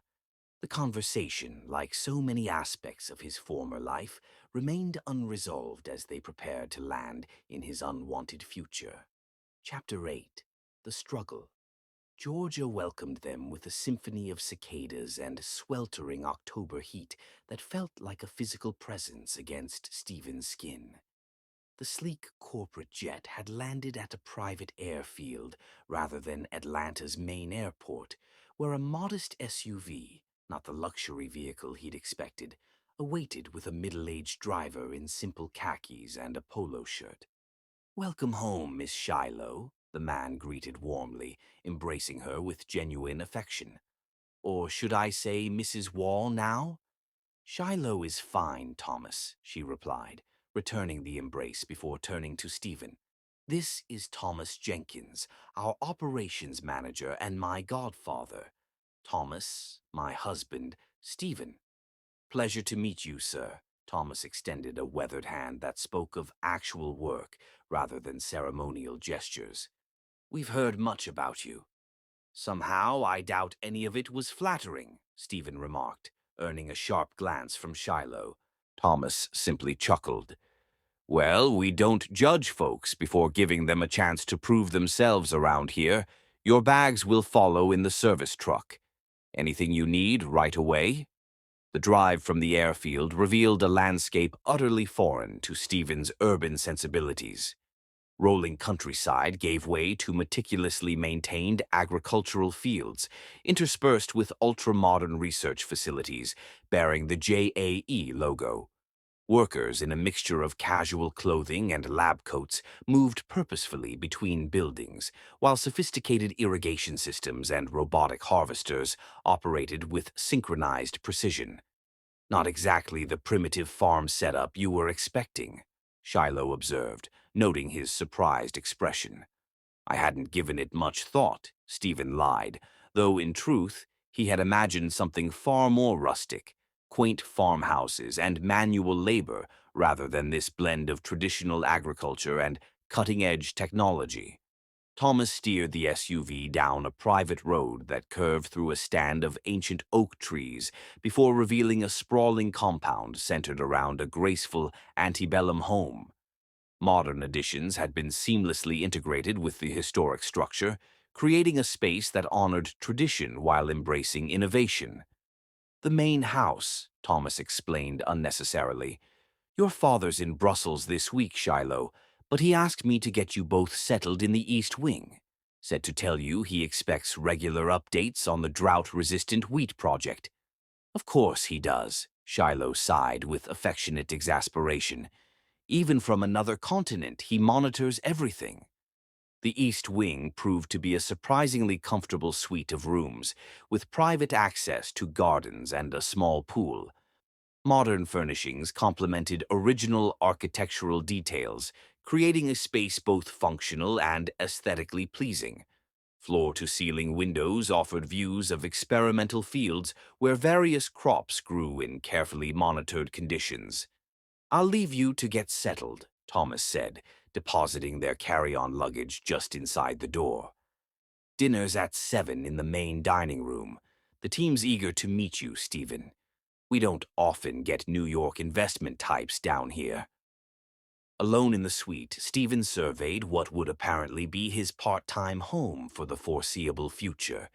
Despite his determination to find fault, the space was undeniably beautiful. Airy, thoughtfully designed, and mercifully free of the rustic cliches he had dreaded. "Your bedroom is through there," Shiloh indicated a door to the right. "Mine is on the opposite side. We share these common areas and the study." "Very considerate," Stephen observed dryly. "Maintaining appearances while ensuring maximum distance." "Maintaining boundaries," she corrected. "I respect your space and expect the same courtesy." "What exactly am I supposed to do here?" he asked, the question encompassing more than just their living arrangements. "Your father mentioned research facilities, but I doubt anyone wants a finance guy with no agricultural knowledge wandering around their laboratories." "You begin with learning," Shiloh replied simply. "Tomorrow morning you'll meet with our education team for an orientation to JAE's operations. You'll need to understand what we do before you can effectively represent our interests to Wall investors. And in the meantime, while I'm being educated, in the meantime you might consider unpacking." Shiloh moved toward her bedroom door, pausing before entering. Dinner is business casual. The team respects competence and authenticity, not designer labels or family connections. Keep that in mind. Left alone, Stephen explored the suite more thoroughly, noting that, like his Manhattan penthouse, his wardrobe had been curated in advance. Gone were the bespoke Italian suits and handmade shoes, replaced by practical business attire better suited to a working agricultural complex than Manhattan boardrooms. Even his toiletries had been replaced with simpler, locally produced alternatives. By the time he emerged for dinner, showered and changed into chinos and a button-down shirt, Stephen had resolved to maintain aloof professionalism. He would endure this rural exile with minimal engagement, fulfilling requirements without emotional investment until he could negotiate a return to something resembling his former life. The dining room shattered this resolution almost immediately. Rather than the formal setting he had anticipated, he discovered a vibrant gathering of about 20 people engaged in animated discussion around a massive farmhouse table laden with simple but abundant food. Conversations about crop yields, market forecasts, and genetic modifications flowed alongside personal anecdotes and good-natured debates. Shiloh, already seated and deep in conversation with a young woman in a lab coat, noticed his arrival and waved him over. "Stephen, this is Dr. Maya Chen, our head of genetic research. Maya, my husband, Stephen Waugh." "The famous Manhattan financier," Maya observed with a friendly smile that contained a hint of challenge. "Shiloh mentioned you'll be helping bridge the gap between our research and potential investors." "Apparently so," Stephen replied, settling into the empty chair beside Shiloh. "Though I should warn you that my knowledge of agricultural science could fit on a postage stamp with room to spare." Unexpectedly, this admission earned appreciative chuckles from those nearby. "Honesty, refreshing from an investment banker," remarked an older man across the table. "Don't worry, son. Nobody here was born knowing the difference between CRISPR gene editing and traditional hybridization. We all had to learn. Some more quickly than others," Maya added with good humor. "I'm happy to show you our labs tomorrow after your orientation. Sometimes seeing the practical applications helps the theoretical make sense." The meal progressed with a warmth and intellectual energy Stephen hadn't anticipated. These weren't simple farmers, but world-class scientists, economists, and agricultural experts who happened to work in fields rather than skyscrapers. Their passion for their work became evident in every conversation, whether discussing drought-resistant crop strains or innovative irrigation systems for developing nations. "Your JAE team seems remarkably dedicated," Stephen observed quietly to Shiloh as dessert was being served. "I haven't heard a single complaint about working conditions or compensation." "That's because we believe in what we're doing," she replied, "and because my father ensures everyone shares in the company's success. Profit sharing, educational benefits, family support systems. Jay takes care of its people because they are the company's most valuable asset." "Very enlightened," Stephen remarked, unable to completely suppress his skepticism. "I'm sure it makes for excellent PR." Shiloh's expression cooled. "It makes for excellent retention of top talent and breakthrough innovations that help feed people around the world. The positive PR is a side effect, not the goal." Before Stephen could respond, Thomas Jenkins rose to address the gathering. "As most of you know, we have two announcements tonight. First, we welcome Stephen Waugh, who joins us as part of our new partnership with Waugh Investments." Polite applause followed, with several staff members offering welcoming smiles. Second, preliminary results from the northwestern test fields show a 30% increase in yield with the modified, drought-resistant wheat strain. Dr. Chen's team has officially moved us into Phase 3 ahead of schedule. This announcement generated genuine excitement, with spontaneous applause and congratulatory exchanges around the table. Stephen watched as Shiloh received warm praise from colleagues clearly accustomed to her playing a significant role in the company's research direction. "What exactly is Phase 3?" he asked during a lull in the celebrations. "Scaled implementation in drought-affected regions," Maya explained eagerly. "We're partnering with farming cooperatives in Ethiopia and southern India to introduce the new strain in communities where traditional wheat varieties fail due to increasing water scarcity." "The potential impact is enormous," Shiloh added, genuine passion animating her features. "These communities could double their caloric production with the same water resources. It's not just about profit, it's about survival for millions of people." For the first time, Stephen glimpsed the purpose that drove his new wife, not family obligation or financial gain, but a genuine commitment to leveraging privilege toward meaningful change. The realization was uncomfortable, highlighting as it did the emptiness of his own pursuits. The following days established a routine unlike anything in Stephen's previous experience. Mornings began at 5:30, an hour he had previously encountered only when returning from nightclubs, never when starting a day. After a simple breakfast, he joined orientation sessions that combined classroom instruction with field visits, learning the fundamentals of Jay's operations from experts who seemed surprisingly willing to educate the city. Financier suddenly thrust into their world. Afternoons brought practical applications, meetings with research teams, reviews of market projections, assessments of implementation challenges in various global regions. Evenings featured dinners with rotating groups of staff members, followed by individual study time to process the day's information. By the end of the first week, Stephen's head swam with agricultural terminology, sustainability metrics, and global food security statistics he had never previously considered relevant to his existence. Through it all, Shiloh maintained professional distance, neither criticizing nor praising his efforts. She immersed herself in her own projects, occasionally intersecting with his orientation program, but primarily focused on the drought-resistant wheat initiative that clearly commanded her passion. The physical demands of the schedule took their toll. Accustomed to late mornings and minimal exertion, Stephen found himself exhausted by the constant movement between fields, laboratories, and meeting rooms.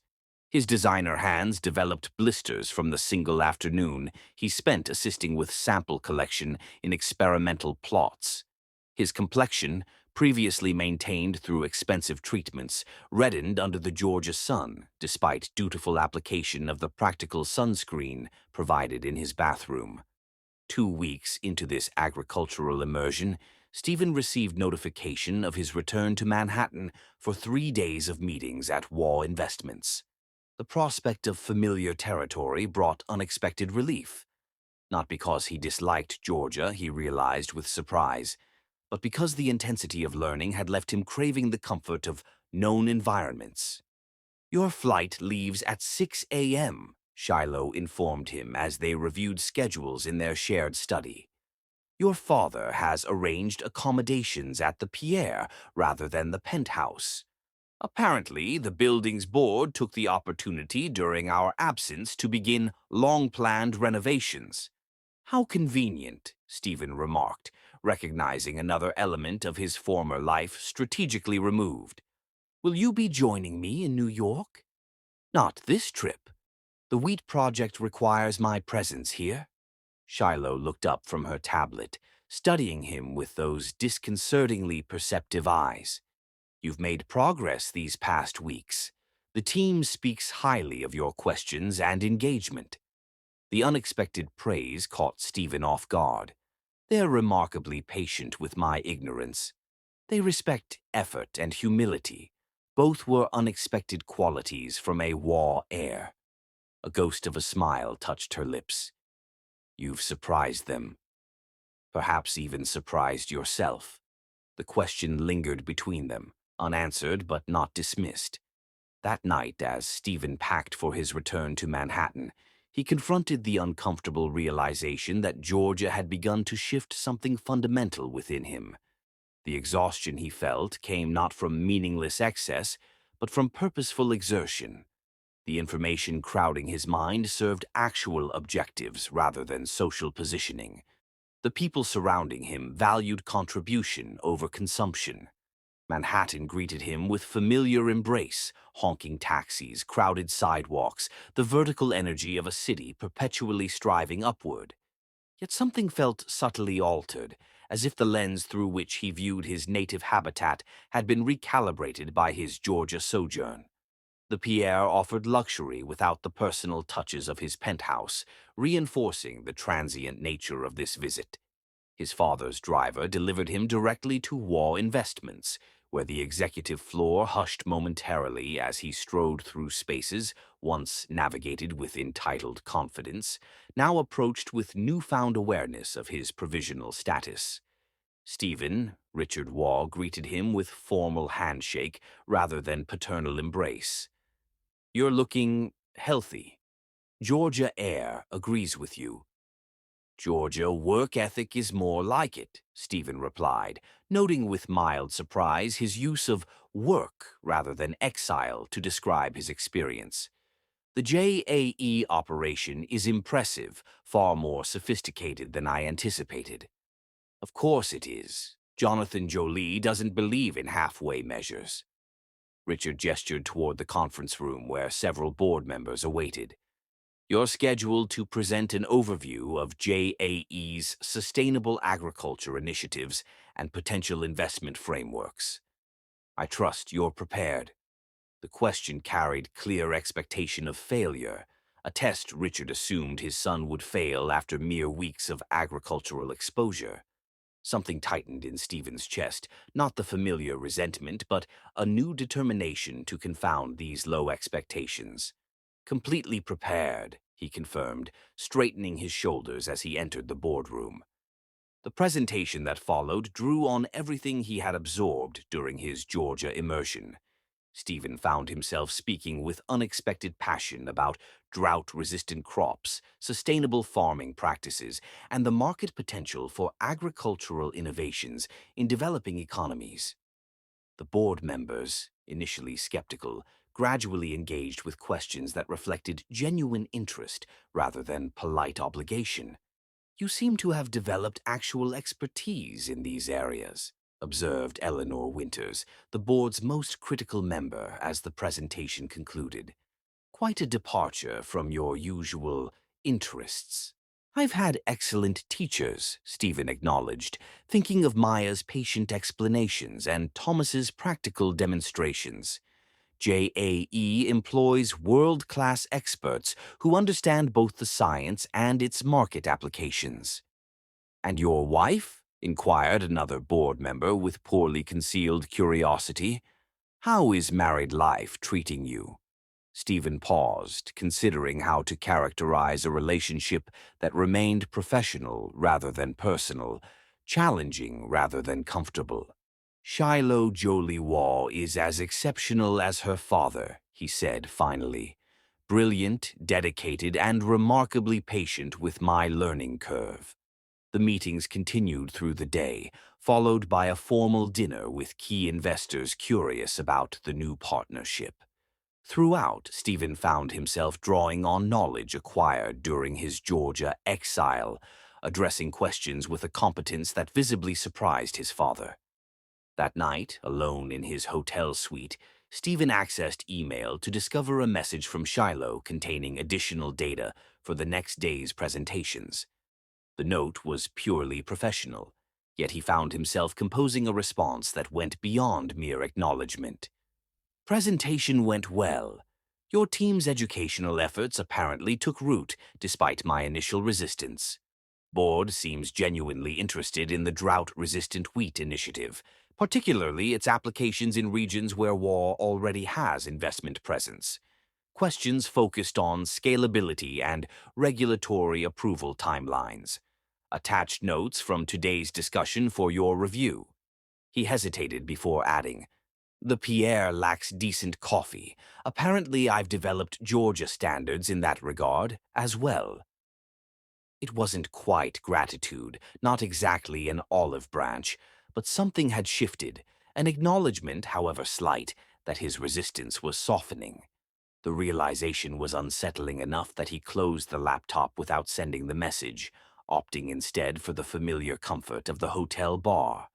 There, amid the polished wood and muted lighting, Stephen encountered familiar faces from his former social circle: banking associates, club members, occasional companions in nightlife exploits. Their greetings carried curious undertones, their questions about his sudden marriage and new professional direction barely masking avid interest in potential scandal. "So you're actually working now?" asked James Harrington, heir to a hotel fortune and longtime drinking companion. "Thought that was just a cover story for whatever game your father's playing with this marriage." "It's not a game," Stephen replied, surprising himself with his defensive tone. "J International is developing agricultural technologies with significant market potential and humanitarian applications." James's eyebrow arched skeptically. "Humanitarian applications? Since when do you care about feeding the masses? Last I checked, your primary concern was which club had the most exclusive VIP section." The comment, likely intended as good-natured ribbing between old friends, landed differently than it would have months earlier. Stephen found himself unable to summon the easy laughter that had once accompanied such exchanges. "Things change," he said simply, declining the offer of another drink. "Early meeting tomorrow." As he departed, leaving behind puzzled expressions and whispered speculations, Stephen confronted the uncomfortable truth his Manhattan return had revealed. His former life, once so satisfying, now seemed oddly hollow.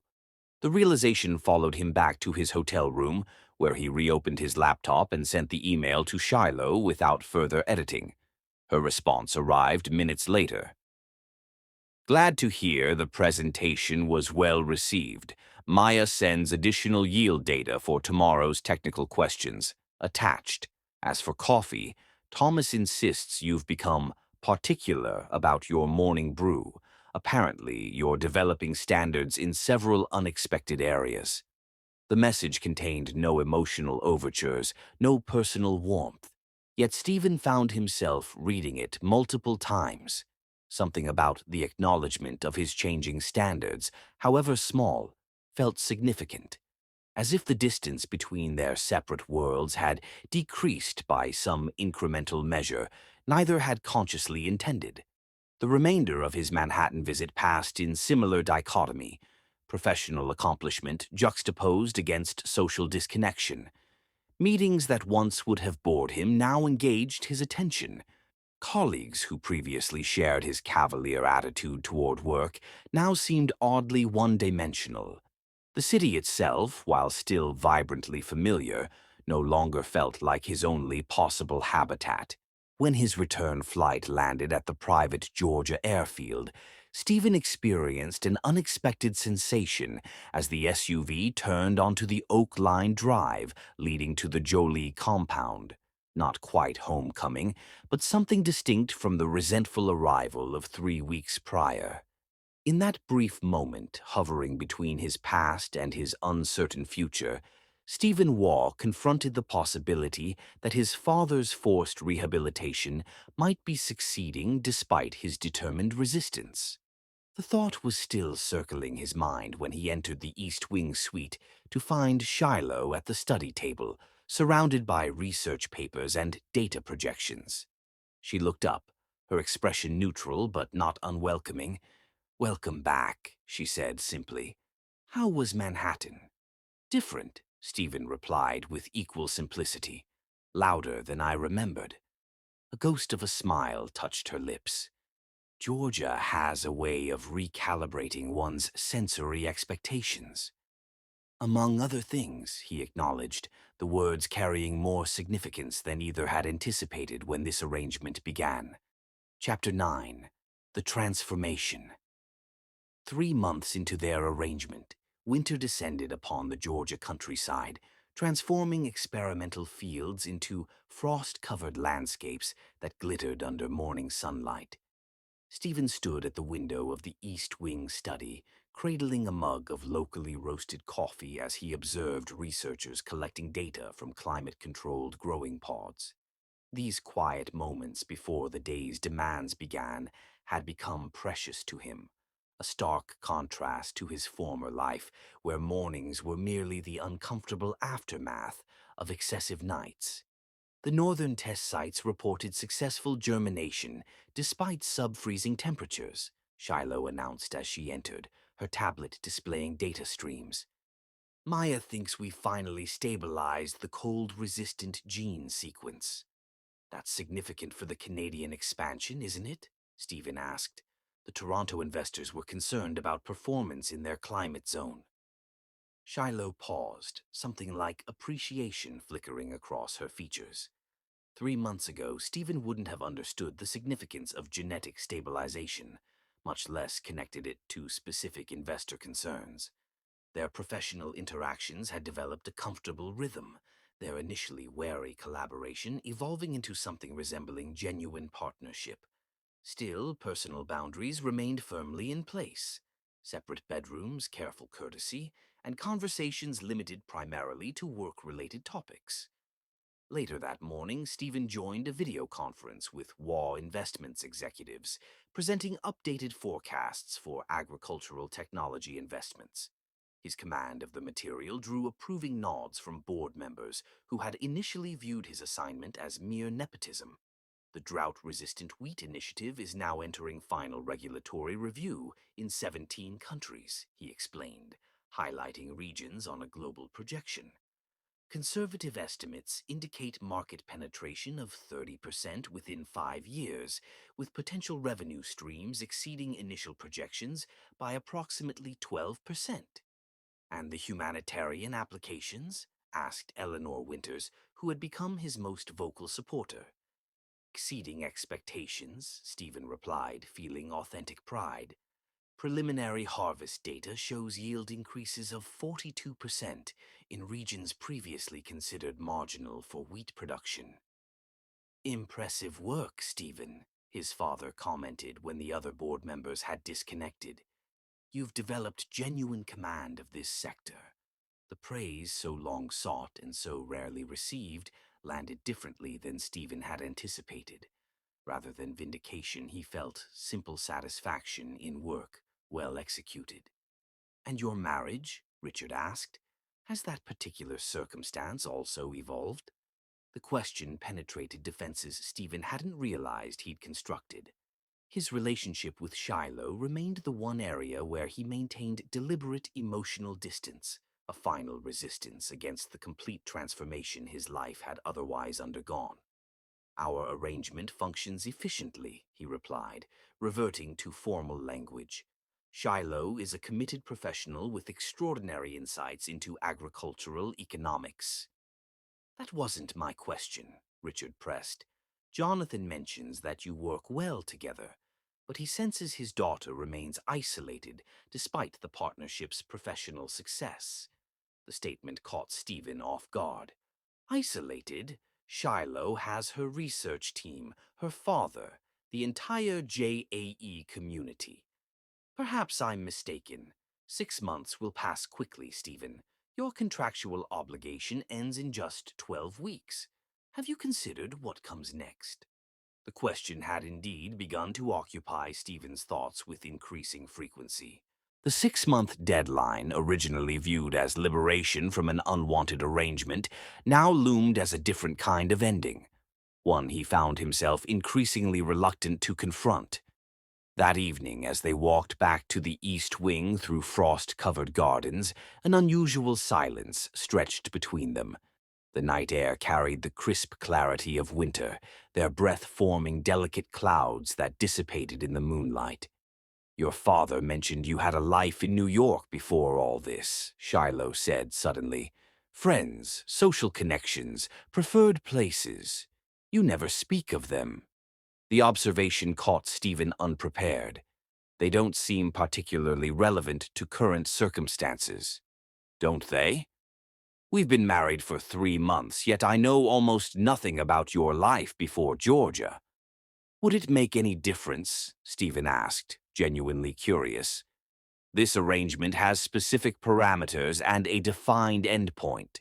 Shiloh stopped walking, turning to face him fully. Moonlight illuminated her features, highlighting the quiet dignity that had first caught his attention months ago. Is that truly how you still see this? An arrangement with an endpoint? The question pierced through carefully maintained barriers. How else should I see it? We entered this marriage as a business transaction. Your recording of my wedding night declaration made that perspective abundantly clear. People change, Stephen. Perspectives evolve. Her voice carried no accusation, only thoughtful assessment. 3 months ago, you couldn't distinguish between genetically modified crops and traditional hybridization. Now you discuss complex agricultural innovations with genuine understanding. Is it so impossible that other aspects of our situation might also have developed beyond initial parameters? Before he could formulate a response, Shiloh's phone chimed with the distinctive tone reserved for laboratory emergencies. The moment fractured as she checked the message. Climate control system failure in the northern test pods, she explained, already turning toward the research complex. The cold-resistant samples could be compromised. The emergency occupied Shiloh through the night and into the following day. By the time Stephen saw her again, the moment for personal revelation had passed, professional demands once again taking precedence. As January yielded to February, Vancouver welcomed the Agricultural Investment Summit with unseasonable sunshine illuminating snow-capped mountains. Stephen and Shiloh delivered their presentation with synchronized precision, Stephen establishing the financial framework, while Shiloh detailed technical innovations and humanitarian applications. The audience response exceeded expectations, with investment representatives requesting immediate follow-up meetings. Exceptional work, Richard commented when they joined him and Jonathan for dinner that evening. Several board members have specifically mentioned the compelling integration of technical innovation and financial structure. Indeed, Jonathan agreed, studying them with thoughtful assessment. The question becomes whether this collaboration continues beyond the original agreement timeline. You're approaching the 5-month mark, as I recall. The reference to their arrangement's endpoint landed heavily in the conversation. Neither Stephen nor Shiloh responded immediately, the question exposing uncertain territory neither had fully addressed. Later, as they walked along Vancouver's moonlit harbor, crisp mountain air carrying the tang of salt and cedar, Stephen found himself searching for words to bridge the carefully maintained distance between them. 5 months, he said finally. Our arrangement has 1 month remaining before decisions become necessary. Shiloh nodded, her gaze fixed on the horizon where city lights met mountain shadows. The original parameters specified 6 months of coexistence, followed by reassessment. Clinical terminology for what has become considerably more complex than anticipated, Stephen observed, stopping to face her directly. When we established those parameters, I viewed this marriage as temporary inconvenience to be endured until I could reclaim my previous life. And now, Shiloh asked, her voice carrying carefully controlled neutrality.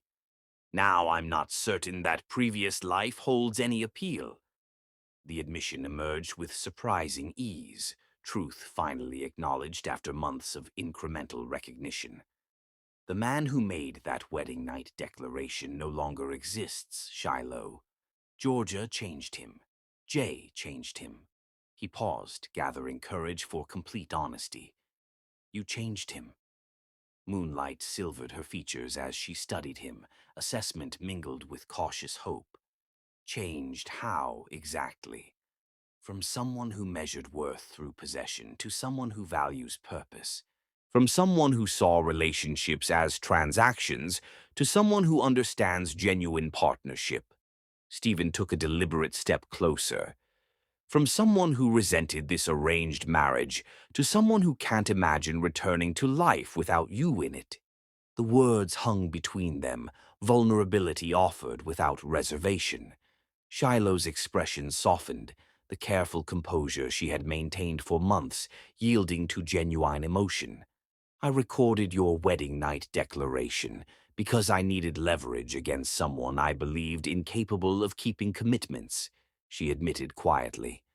I've kept that recording despite having multiple opportunities to delete it. Why? Stephen asked, genuinely curious. Because it measures the distance you've traveled. The man who made that declaration bears little resemblance to the man standing before me now. Her hand rose hesitantly, fingers brushing his cheek with tentative tenderness. I've watched you transform from entitled heir to committed partner, from dismissive socialite to respected colleague. And worthy of continuation beyond our 6-month agreement, he asked, covering her hand with his own. That depends, Shiloh replied, vulnerability matching his own. Are you proposing extended business collaboration or something more personal? Both, Stephen answered without hesitation. Professional partnership built on shared purpose and personal connection based on genuine respect. A real marriage rather than an arranged convenience. Their lips met in a kiss, unlike the perfunctory wedding ceremony exchange, tentative at first, then deepening with months of suppressed connection finally acknowledged. When they separated, the carefully maintained boundaries of their arrangement had irrevocably altered. I believe I need further evidence to form a complete assessment, Shiloh whispered against his lips, unexpected playfulness emerging. Stephen smiled, drawing her closer as Vancouver's lights sparkled across the harbor. I believe that can be arranged, Mrs. Waugh. In their hotel suite, the final barrier between separate bedrooms dissolved as they discovered each other with the wonder of genuine intimacy rather than obligation.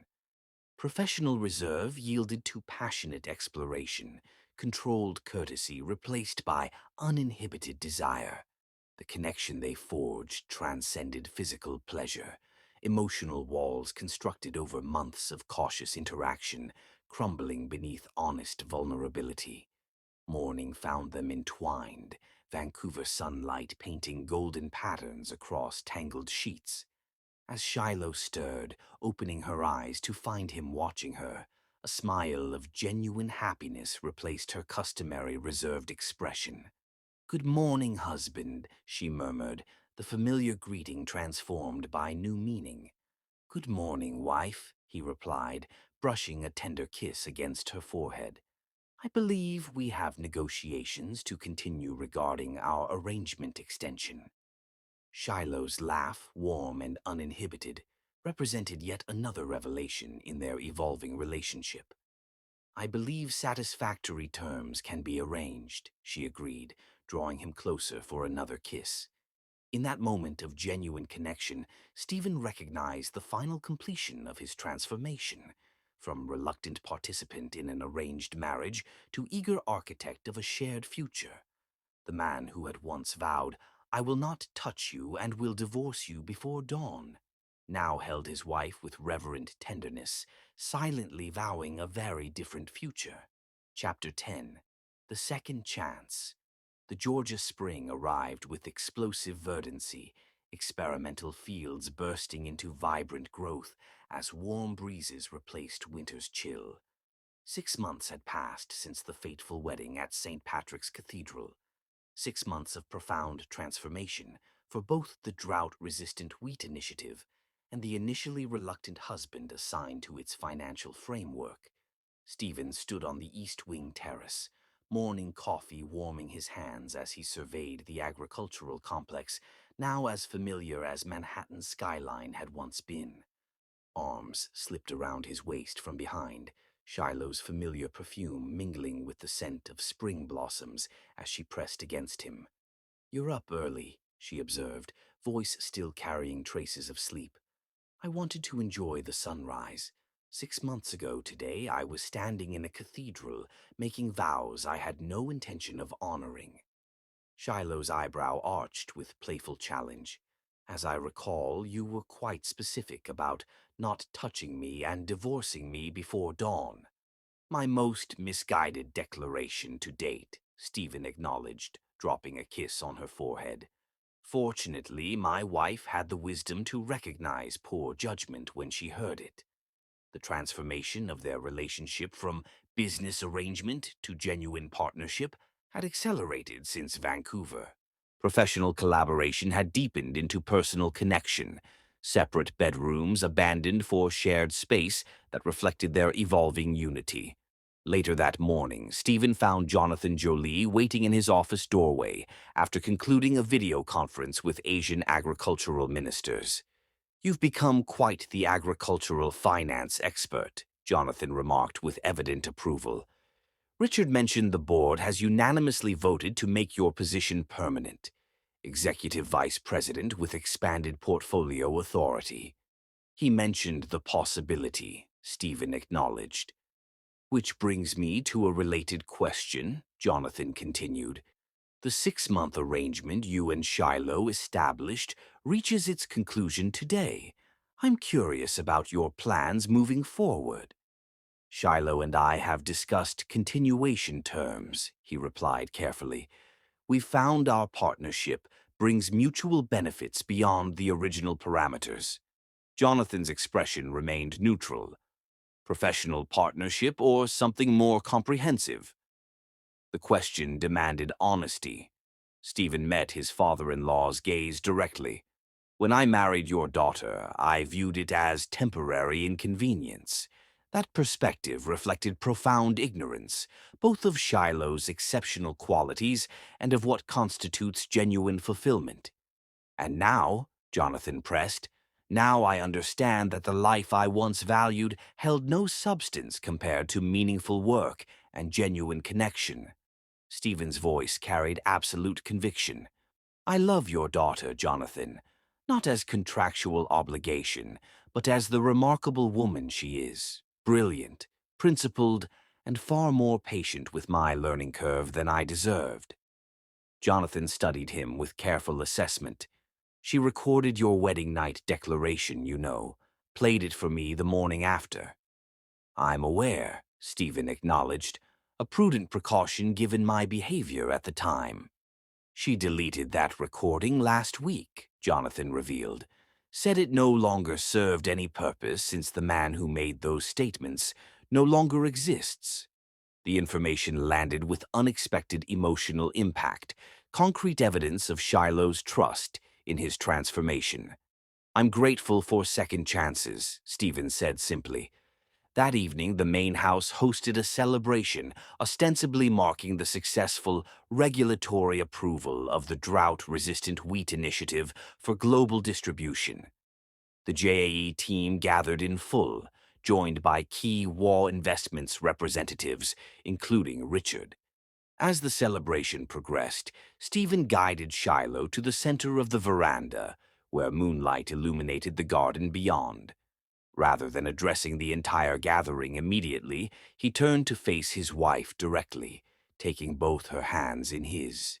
"6 months ago, I made vows in a cathedral that I had no intention of honoring," he began, his voice carrying clearly in the evening stillness. "I viewed our marriage as temporary inconvenience rather than meaningful commitment. I was profoundly wrong. Wrong about the marriage, wrong about you, wrong about what constitutes genuine fulfillment." He reached into his pocket, withdrawing a small velvet box that caused Shiloh's eyes to widen with surprise.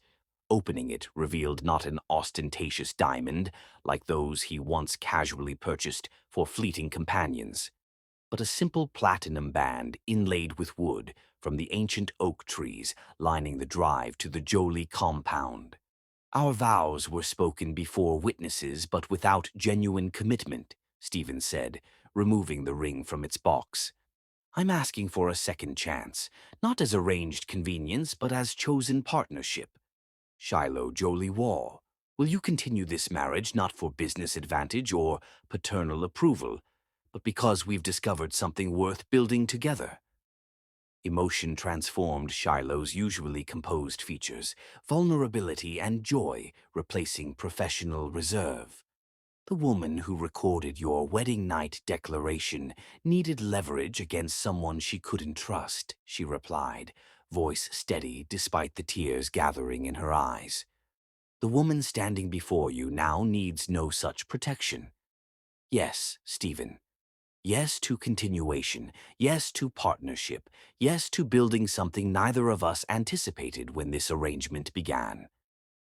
As he slipped the ring onto her finger, appearing alongside the original wedding band that had once symbolized obligation rather than choice, applause erupted from the gathered witnesses.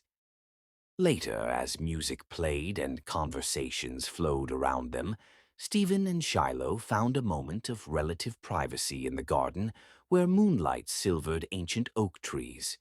Your father mentioned you deleted the recording, Stephen said, drawing her close. It served its purpose, Shiloh replied simply. The man who stood in our honeymoon suite declaring divorce intentions bears no resemblance to the man who just proposed continuation of our marriage. Transformation comes in unexpected packages, Stephen observed. I never imagined an arranged marriage would lead to genuine fulfillment, nor that Georgia would become home rather than exile. Speaking of homes, Shiloh said, a hint of mischief entering her expression.